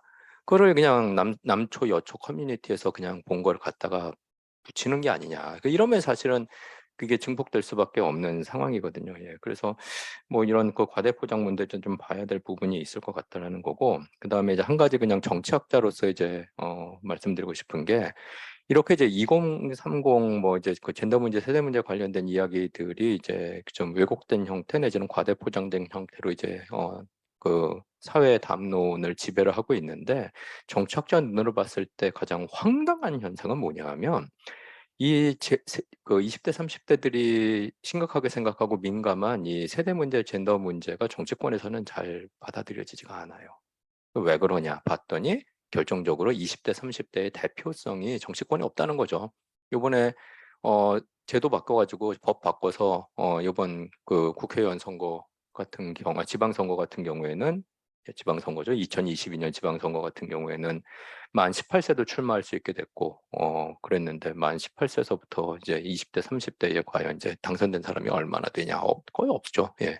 근데 이걸 이제 시계열적으로 우리나라 1대 국회, 2대 국회, 3대 국회, 지금 21대 국회까지 이렇게 보면은 1대, 2대, 3대 국회의 20대 국회의원 수 엄청나다라는 거예요. 예. 이제 그런 차이가 있기 때문에 이게 이제 미디어 언론을 통해서 사회에서는 상당히 중요하고 민감한 이슈로 떠들고는 있지만 정작 이제 정치권에서는 이게 중요한 이슈로 받아들여지지 않는 요즘 단절에 대해서도 좀 관심을 가져야 된다라는 거고요. 마지막으로 저는 이제는 좀 처방이 나와야 될 때라고 생각을 해요. 예, 현상에 대한 이야기는 상당히 많이 있는데 그럼 이제 그중에서 그냥 뭐 예를 들어 갖고 이제 뭐 대통령 선거에서 뭐 이제 20대 여성들은 이 정당 후보를 많이 찍고 20대 남성은 이 정당 후보를 많이 찍는다. 뭐 이거는 처방이 필요한 문제는 아니죠. 근데 이제 말씀하신 것처럼 이제 예를 들어서 이제 20대 여성 같은 경우는 남성 자체를 혐오하는 현상이 있다. 그러면 요거는 좀 객관적으로 봤을 때 좀 처방이 필요한 부분일 텐데 그래서 지금 논의되고 있는 내용 중에서 처방이 필요한 부분이 무엇이냐라는 질문을 먼저 던져가지고 처방이 필요한 부분과 처방이 필요 없는 부분을 나누고 그 다음에 처방이 필요한 부분에서는 처방이 무엇이냐에 대한 질문이 당연히 있어야 되겠죠. 그럼 이제 처방이 뭐냐? 그럼 이제 그 문제의 원인이 뭐냐? 왜 도대체 뭐 예를 들자면 20대 여성은 남성 자체를 혐오하게 되었냐? 원인이 뭐냐 이걸 찾아야 되는 거고 그다음에 이제 세 번째로는 그 처방이 실현 가능한 처방이냐 이제 이런 얘기들을 해야 되는데 사실 지금 세대 젠더 관련된 이제 사회 담론들을 보면은 처방이 필요한 부분이 무엇인지 처방이 무엇인지 처방이 실현 가능한지 이제 이런 내용에 대해서는 아직까지는 진지하고 깊이 있는 토론이 안 돼 있는 것 같다라는 생각이 들어서 요 방향으로 조금 좀 내용의 진전이 있어야 되겠다라는 생각을 해봅니다. 네, 이상입니다. 예, 굉장히 그 아주 꽉 찬 말씀들을 해주셔서 시간이 25분밖에 남지 않았습니다. 그래서 원래 같으면은 이제 발표자 두 분께서 좀 두 분 이제 코멘트에 대해서 좀 이야기를 하실 시간을 드려야 되는데 일단 저희 그 채팅창에 올라온 질문이 많은 것 같아서 그 질문들에 대해 답하면서 관련된 부분들을 발표자분들께서 이야기해 주시면은 감사하겠습니다. 그 권다은 선생님 좀 정리해 주시겠어요? 네, 지금 채팅창에 굉장히 활발한 토론과 질문들이 진행되고 있어서 간단하게 정리를 먼저 해드리겠습니다. 일단 질문의 경우에는 김조은 교수님께 들어온 질문이 한 4가지 정도 됩니다. 그래서 먼저 요약해서 정리를 해드리자면 첫 번째 질문은 비경제 변수로서 다른 변수가 아닌 자기 가치를 고려한 이유에 대해서 질문이 있었고요. 두 번째 질문으로는 여성 혐오층에 자기 가치에 영향을 미치는 요인 혹은 배경으로 고려하고 계신 것들이 있는지가 두 번째 질문입니다. 그리고 세 번째 질문으로는 경제적 변수와의 상관관계 분석 결과에서 유의미한 차이가 없다고 말씀하셨는데 연령을 통제했을 때도 유사한 결과가 도출되었는지에 대한 질문이 있었습니다. 왜냐하면 경제적 변수에서 비정규직, 무직, 낮은 소득, 사회경제적 지위 등이 있었는데 표본이 15세에서 34세 나이 사이의 남성을 대상으로 하고 있기 때문에 미성년자의 경우에는 비정규직이나 무직이라는 변수를 적용하기 어렵고 사회경제적 지위의 경우에는 사회경제적 지위의 기준이 다를 수가 있다고 생각해서 예를 들어 본인 기준인지 가족 기준인지 그래서 이런 질문이 있었습니다. 마지막 4번째 질문은 온라인 여성 혐오와 여성 혐오 척도를 다르게 구분하셨는데 후자의 경우 오프라인 현실의 여성 혐오일지 그렇다면 이 두 잠재 계층 간의 유의한 차이를 보이는 부분이 있는지에 대한 질문입니다. 온라인 공간에서의 정체성과 오프라인 현실에서의 정체성이 익명성의 차이로 다를 수 있다고 생각하기 때문에 결과에서도 차이가 있을 것 같다는 생각이 들어서 질문을 드렸습니다. 그리고 저희 채팅창에 올라온 이제 많은 논의들이 청년 패널들 사이에서 이제 스스로 이제 토론이 굉장히 바람직하게 이루어지고 있는데요. 제가 이렇게 봤을 때 대략 한 4가지 정도 주제로 지금 토론이 이루어진 것 같습니다. 첫 번째는 진보 진영과 페미니즘 측에서 잠재적 가해자론 같은 용어를 만들고 극단적인 남성 혐오 사이트를 두둔하면서 젠더 갈등이 본격적으로 심화된 것이 아닌지에 대한 이제 갑론을박이 좀 있었습니다. 그리고 두 번째 이슈는 저출산 고령화 문제에 있어서 네, 거기에 대한 이제 저출산 고령화 문제가 어떻게 뭐 빈부격차의 문제인지 이것이 어떻게 해결될 수 있는지 이런 토론이 있었고요. 세 번째는 연금 개혁에 대해서가 있었고, 네, 지금 제가 이제 본 거는 한 요 정도까지 이렇게 토론이 이루어진 것 같습니다. 제가 그 네 가지 질문을 다 기억을 할는지는 모르겠지만 한번 답을 한번 해 보도록 하겠습니다.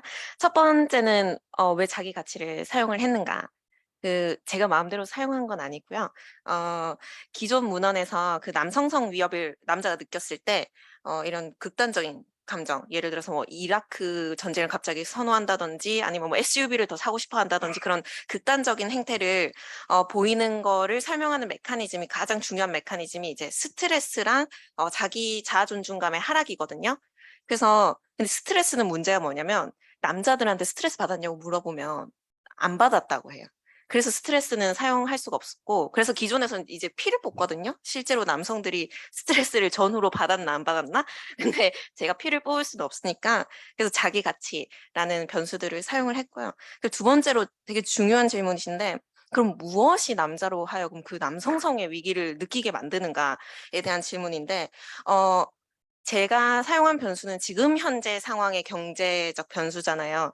근데 예를 들어서 기존에 조금 저소득이었던 가정에서 나온 남성들이 계속 저소득일 때 분노를 느끼는 것보다 나는 마땅히 이 정도를 가졌어야 되는데 안 가졌을 때 분노가 느껴진다고 생각하거든요. 그 분노가 뭐 다른 방향, 뭐 진보적 가치를 반대하는 방향으로 나타날 수 있고, 그래서 제 모델에서는 그게 충분히 반영되지 않았지만 뭐 세대 간 이동, 뭐 아빠랑 나를 비교를 했을 때 나는 교육 수준도 높고 괜찮았는데 이 정도밖에 못해 라는 것이 있을 수도 있고, 아니면 남이랑 비교했을 때 같은 세대 내에서 쟤네들은 저런데 나는 왜 이렇지 하는 상대적 박탈감 같은 변수들이 남성성의 위협을 느끼는데 조금 중요한 요인이지 않을까 생각이 되고요.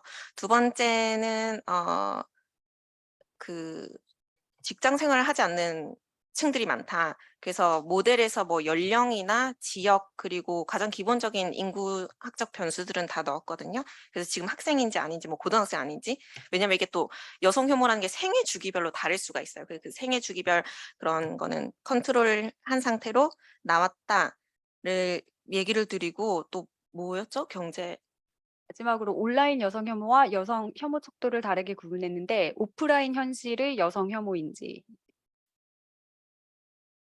제가 온라인 여성 혐오랑 그냥 태도를 다르게 구분한 거는, 온라인 여성 혐오는 저는 행동이라고 생각하고, 그냥 여성 혐오는 태도라고 생각을 하기 때문에 구분을 했고, 익명성 얘기를 해주셨는데 굉장히 좋은 지적인 것 같아요. 저희가 지금 하상은 교수님께서도 말씀하셨듯이 이제는 좀 방법이 나와야 된다라고 하는 것 중에 좀 건강한 온라인 공론장을 만들기 위해서 이 익명성을 조금 어떻게 인터뷰인을 해야 되지 않을까라고 생각을 하거든요. 그래서 뭐 굳이 이 전체 샘플을 봤을 때 과반수 이상의 남성들이 여성을 혐오한다라고 하지 않았거든요. 근데 그 행태를 만드는 거는 무엇인가라고는 아직은 뭐 동의가 없지만, 저는 익명성 그게 중요한 역할을 한다고 생각하기 때문에 질문자께서 되게 좋은 지적을 해주셨다고 생각합니다.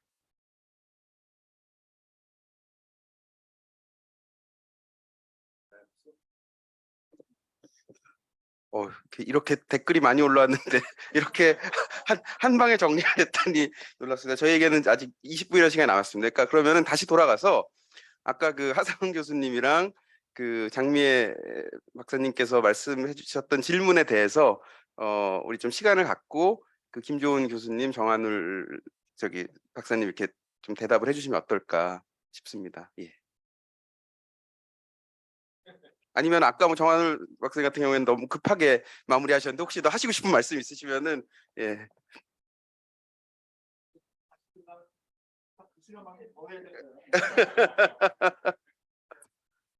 예. 약간 좀 본문하고 관계없이 조금 재밌게 제 경험담을 좀 말씀드리자면, 저희가 이제 선거, 저는 사실은 아까 하상원 교수님 이제 전문가 아니라고 하셨는데, 사실은 저도 이 젠더나 이런 쪽은 전문가가 아니고요.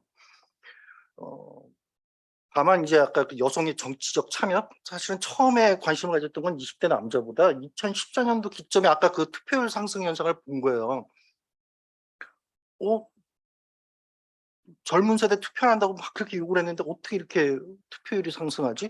근데 쪼개보니까 20대 여성의 투표율이 로켓처럼, 이건 뭔가 큰 투표 행동이라는 게 집단적으로 이렇게 변한다는 건 큰 변화잖아요. 그래서 그 관심을 갖기 시작했고, 또 하나 계기는 뭐였냐면, 저희가 이제 FGI라는 걸 하죠. 그러니까 서베이 말고 이제 집단 토론들을 하면, 제가 2010년대 초반까지 FGI를 하면 이렇게 전 그룹으로 하면 제일 안 되는 그룹이 20대 여성 그룹이랑 주부 그룹이 토론이 안 돼요.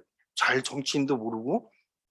그랬는데 2010년대 중반 넘어가면서부터 굉장히 그 주부 그룹도 그렇고 20대 여성, 특히 20대 여성 그룹에서 굉장히 활발한 정치 토론이 이루어지고, 반대로 20대 남자 그룹이 굉장히, 그러니까 보통은 이제 갈라서 하는데 비용이 적으면 섞어서 하잖아요. 20대 남자라면 어느 순간부터 20대 여성들은 막 적극적으로 얘기를 하는데 20대 남자들이 고개 숙인 모습들을 봤어요. 근데 이게 사실은 최근엔 좀 바뀌었어요. 제가 보기엔 4.7 재보궐선거 이준석 현상 하고 난 다음에는 FGI를 해보니까 분위기가, 선거 직전에 봤을 때는 남자들은 이제 막 이렇게 막 목소리가 커졌고, 20대, 아까 제가 그 20대 여자들이 뭔가 굉장히 그 고립감 같은 걸 느꼈다고 하는 게, 그 토론 과정에서 예전에 보지 못했던 굉장히 막 위축되고 압박감을 느끼는 이제 그런 게 보이면서, 그러니까 선생님 말씀하셨던 것에 전적으로 동의하는 게 뭐냐면, 저는 막 이렇게 아까 뭐 강제 정체성 막 이렇게 얘기를 하지만, 사실은 이 얘기가 주는 아까 그 정서적, 이게 참 쉬운 문제는 아닌 것 같아요. 그러니까 과연 선생님 말씀하신, 저도 완전 동의를 하는데, 당장 저도 뭐 객관적으로 얘기한다고 얘기를 하지만, 과연 그게 그런 사람들만 모아서 구분하는 게 현실적으로 가능하긴 할까? 됐으면 좋겠다고 생각이 드는데, 그래서 그 생각은 잠깐 현실성 문제에 대해서 좀 이제 들었고, 아까 이제 그 질문 나왔던 것 중에서 아까 초기에 아까 질문 읽어주셨던 것 중에서 초기에 무슨 페미니즘에 대한 뭐가 잠재적 가해자 그 얘기는 이제 실제 이제 그 젊은 남성들이 이제 그 분노를 표출하는 그 지점이긴 한데, 제가 그림 하나 보여드리면, 아까 못 보여드렸던 그림인데, 제가 공유를 해야 되나요? 요 그림이요? 저는 그 잠재적 가해자 파트는 아니지만, 지금 이제 페미니즘이 한동안 굉장히 우호적인 한국 사회 우호적인 환경이 조성됐다가 지금 굉장히 사실은 이제 젠더 갈등, 안티 페미니즘 갈등을 거치면서 지금 굉장히 사실은 저는 위축되는 이런 상황이라고 생각이 드는데, 한 가지 저는 이제 페미니스트 그룹한테 조금 그 안타까웠던 건 뭐였냐면, 가령 이제 지금 왼쪽 그림이 이제 여성정치연구원 마경희 선생님 그 연구에 나오는 표예요. 그럼 이때도 마찬가지인 게, 버닝썬 게이트, 미투 운동 이때까지만 하더라도 해와의 수지위 이런 것에 대한 이제 공감도를 물어보면, 물론 20대 청년의 여성 그룹들이 훨씬 높죠, 공감 비율이. 근데 이 청년 세대 남성들도 사실은 상당히 공감도가 높은 거였던 거예요. 근데 당시에 아까 말씀드렸던 그 커뮤니티 공간에서는 굉장히 험한 혐오 이런 게 나타났던 거죠. 근데 과연 여기에 있는 이 60%가 넘는 이 남자들이 일배와 동일시해서 사실 현실에서 없는 대립이 갈등이 됐던 거거든요. 그래서 좀 그 일배나 그 커뮤니티 그쪽과의 어떤 싸움, 이게 과대대표되기보다는 좀 이런 데이터들이 미리 공개가 돼서 오히려 일반적인 어떤 젊은 남성 그룹, 여성 그룹에 대한 생각들에 초점을 맞췄다면 지금처럼 갈등이 더 그 갈등을 좀 완화시킬 수 있지 않았을까 생각이 하나 들고, 두 번째 밑에 파트를 보시면 미러링이나 워마드를 보면 물론 남자들이 더 부정적이죠. 근데 이 파트에 대해서는 일반 청년 여성들도 사실은 부정적인 것들이 상당히 있었던 거예요. 과반이 넘게, 특히 미러링 같은 건 한 48%만 동의했던 건 미러링 운동에 그 어떤 좀 혐오를 동원하는 것에 대한 여성들 내의 거부감도 분명히 있었다는 거고요. 특히 밑에 이제 워마드에 대한 인식 이런 거 보면 청년 여성들도 사실 27%밖에 동의를 안 하는. 그러니까 좀 그러니까 혐오에 맞서기 위해서 혐오를 동원한다라는 이제 그쪽의 주장들이 있었지만, 일반 청년들 남자 여자 공이 봤을 때 혐오를 지금 뭔가 여성 혐오, 남성 혐오, 그러니까 인간에 대한 혐오 자체를 뭔가 이제 극복해야 된다라는 어떤 보편적인 어떤 이런 정서가 있는데, 그렇다면 이런 어떤 혐오를 동원한 어떤 갈등 이런 것과는 좀 뭔가 거리를 뒀어야 되는 거 아닌가? 이제 저는 그 생각이, 근데 그게 안 되면서 20대 반대로 이제 오해가 생기는 거죠. 그러니까 20대 남자를 일배로 했던 그 오해도 있지만 20대 여성 혹은 페미니스트들은 이거에 대해서 옹호를 하고 있구나. 저는 이게 페미니스트에 대한 안티 페미니즘 감정을 굉장히 격화시켰던 그 또 요인 중에 하나였다고 저는 생각이 드는 거죠. 말씀드리게 사실은 여성 정책의 스펙트럼도 굉장히 넓고 여성 정책 각각의 위상도 굉장히 많고 저희들도 뭐 100여 명의 연구자가 있는데 굉장히 뭐랄까 입장이 많이 갈렸어요.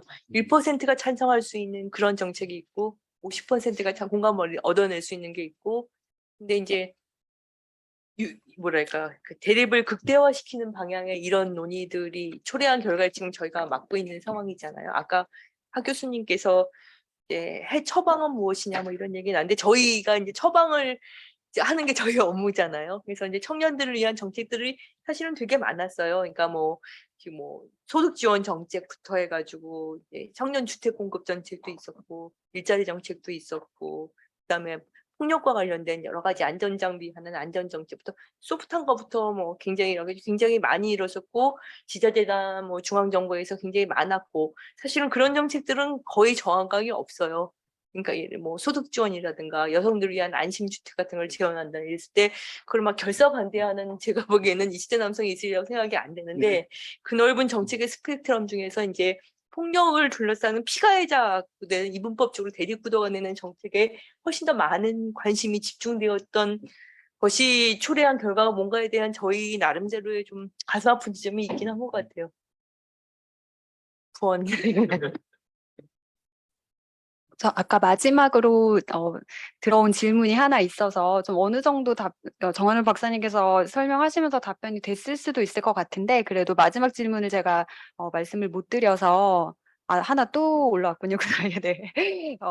일단 드리겠습니다. 정한울 박사님께 드린 질문 중에 20대 여성이 가지고 있는 남성 전체에 대한 부정적 감정의 원인이 무엇으로 해석하는지, 네, 말씀하신 것처럼 20대 남성이 부문적인 혐오를 가지고 있는 것과 비교해서 여성의 어떠한 인식이 이런 차이를 만들고 있는 것 같은데, 여성의 경우 일부 남성이 여성 혐오를 한다기보다는 사회에 스며들어 있는 전반적인 현상이라고 이해하기 때문이라고 추측하면서 위협의 측면에서 남성은 일부 여성만이 자신들을 위협한다고 느끼는 데에 비해서 여성은 전체 남성에게 위협을 느끼고 있는 것이 아닌지에 대한 언급이 있었습니다. 그리고 정말 마지막으로 김조은 교수님께 다시 한번 질문이 있었는데 이대남을 5개 집단으로 나누신 것에 대한 집단 적절성 등의 확률이 어떻게 나타났는지 궁금합니다. 그리고 5개 집단의 명칭을 마음대로 구분하셨다고 발표해 주셨는데 그 구분을 조금 더 질적 방법 등 다른 연구 방법을 활용해서 설명이 된다면 더 좋을 것 같습니다. 그리고 이대남 내에서도 다양한 젠더 태도들이 있음에도 불구하고 여성을 혐오하는 집단들의 주장들만 정치권 등에 반영되고 힘을 가지게 되는 이유를 분석하는 것이 추후에 이루어지면 조금 더 폭넓은 논의가 되지 않을까 생각해 보았습니다. 네, 이상입니다. 정한울 박사님. 그 혐오감 같은 게 생겼을까? 그러니까 저는 아까 이제 그런 이 논쟁 과정들이 이제 표출이 되면서 주된 요인 중에 하나는 일베의 생각이 일베랑 20대 남자가 똑같다고 생각하는 그런 인식들이 좀 있는 것 같아요. 그러니까 여성에 대해서 아까 그런 분명하게 존재하는 그런 어떤 폭력에 대한 어떤 위협이라든지 그런 차별적 요소라든지, 그러니까 뭐 선생님 얘기하셨던 그런 유리천장의 문제라든지, 그러니까 사실은 차별이 없지 않죠.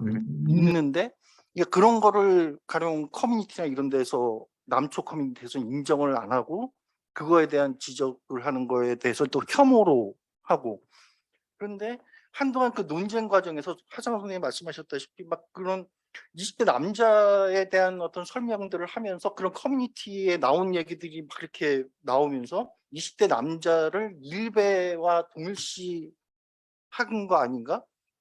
저는 그게 하나가 있고, 그래서 사실은 얼마 전에 대구에서 저 조사를 했는데 그 보수의 성향이 강한 대구라는 곳에서도 일베에 대한 호감도를 물어보면 10몇 %밖에 안 나와요. 그러니까 전 사회적으로 사실은 그런 뭔가 혐오를 동원한 어떤 그런 것에 대해서 저는 한국 사회가 그렇지 않다고 생각하거든요, 다수는. 그런데 그 논쟁 과정에서 그런 혐오를 막 동원해서 하는 좀 비정상적으로 보이는 그런 그룹들이 20대 남자의, 그러니까 또 공통된 점이 있죠. 아까 말했듯이 그런 안티페미니즘이나 이런 거는 일베나 일반적인 청년들을 내에서도 안티페미니즘 굉장히 강하니까 그런 거에 대한 어떤 구별 없이 이렇게 동일시했던 게 그런 강한 걸로 나오는 거 아닌가? 일단 그게 이제 가장 이제 들어오는 생각이고, 두 번째 그 말씀하셨던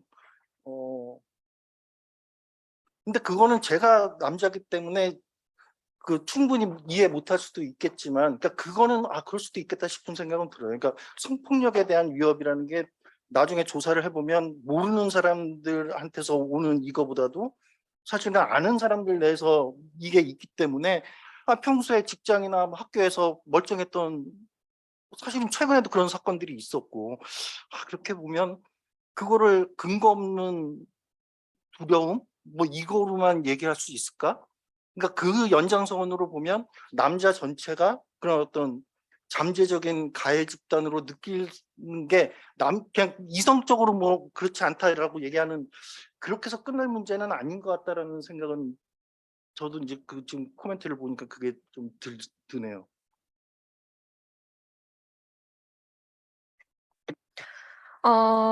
이게 질문이 집단 적절성이라는 게 그 모델 적합성을 얘기하시는 것 같은데, 그거는 뭐 BIC, AIC 이런 걸 여러 개 엔트로피 이런 걸 동원을 해서 뭐 BIC가 가장 낮은 집단 이 5개 정도로 분류가 돼서 이 5그룹을 선정을 했고요. 그리고 너무 좋은 지적이세요. 질적 방법 등을 통해서 실제로 이런저런 그룹이 있겠구나라는 가정하에 이제 이런 양적 연구를 시작을 하면은 조금 더 좋겠다라는 생각이 듭니다. 그리고 저는 이제 정한울 선생님께 들어온 거 저도 의견이 있는데, 이게 왜 여자들은 전체 남자를 싫어하고 남자들은 이제 페미니스트만 싫어하는가에 대한 답인데, 이제 강남역 살인 사건 이런 게 생기면서 장미애 선생님께서도 말씀을 해주셨지만, 이게 내가 여자라는 이유만으로 뭔가 폭력을 당할 수 있다라는 무서움이 생겨난 거잖아요. 그 여성들은 이런 사건들을 겪으면서 이거는 특정 남성에 대한 문제가 아니고 이 사회 구조에 만연해 있는 여성 혐오, 그 구조적 성차별이 문제라는 그 공통된 인식이 생겼던 것 같아요. 그래서 그 인식 때문에 그냥 남자 싫어, 가부장제 싫어, 한국 싫어, 나 외국 갈 거야, 이런 생각들이 생겨난 것 같고, 두 번째는 남성들이 지금 일으키는 그런 사회 운동은 백래시거든요. 백래시라는 거는 이제 새로운 물결들이 생겨날 때 조금 더 보수적인 자기 이익을 지키기 위해서 그걸 반하는 거를 보통은 그 진보적 가치의 백래시라고 하는데, 그래서 반페미니스트, 페미니스트, 제가 아까 말씀드렸듯이 착한 여자, 나쁜 여자, 그러니까 나쁜 여자를 이제 배척하는 방식으로 자기 현재 그런 좀 구조를 지켜가려고 하는 거지 않을까. 그래서 남자는 특정 여자들만 싫어하고 여자는 다 싫어한다. 를 설명할 수 있지 않을까 생각을 해봤습니다.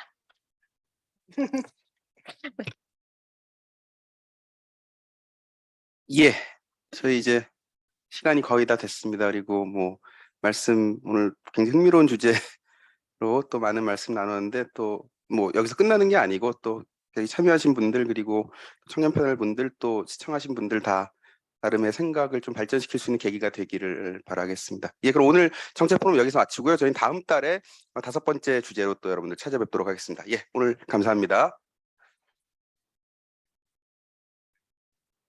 고맙습니다. 예.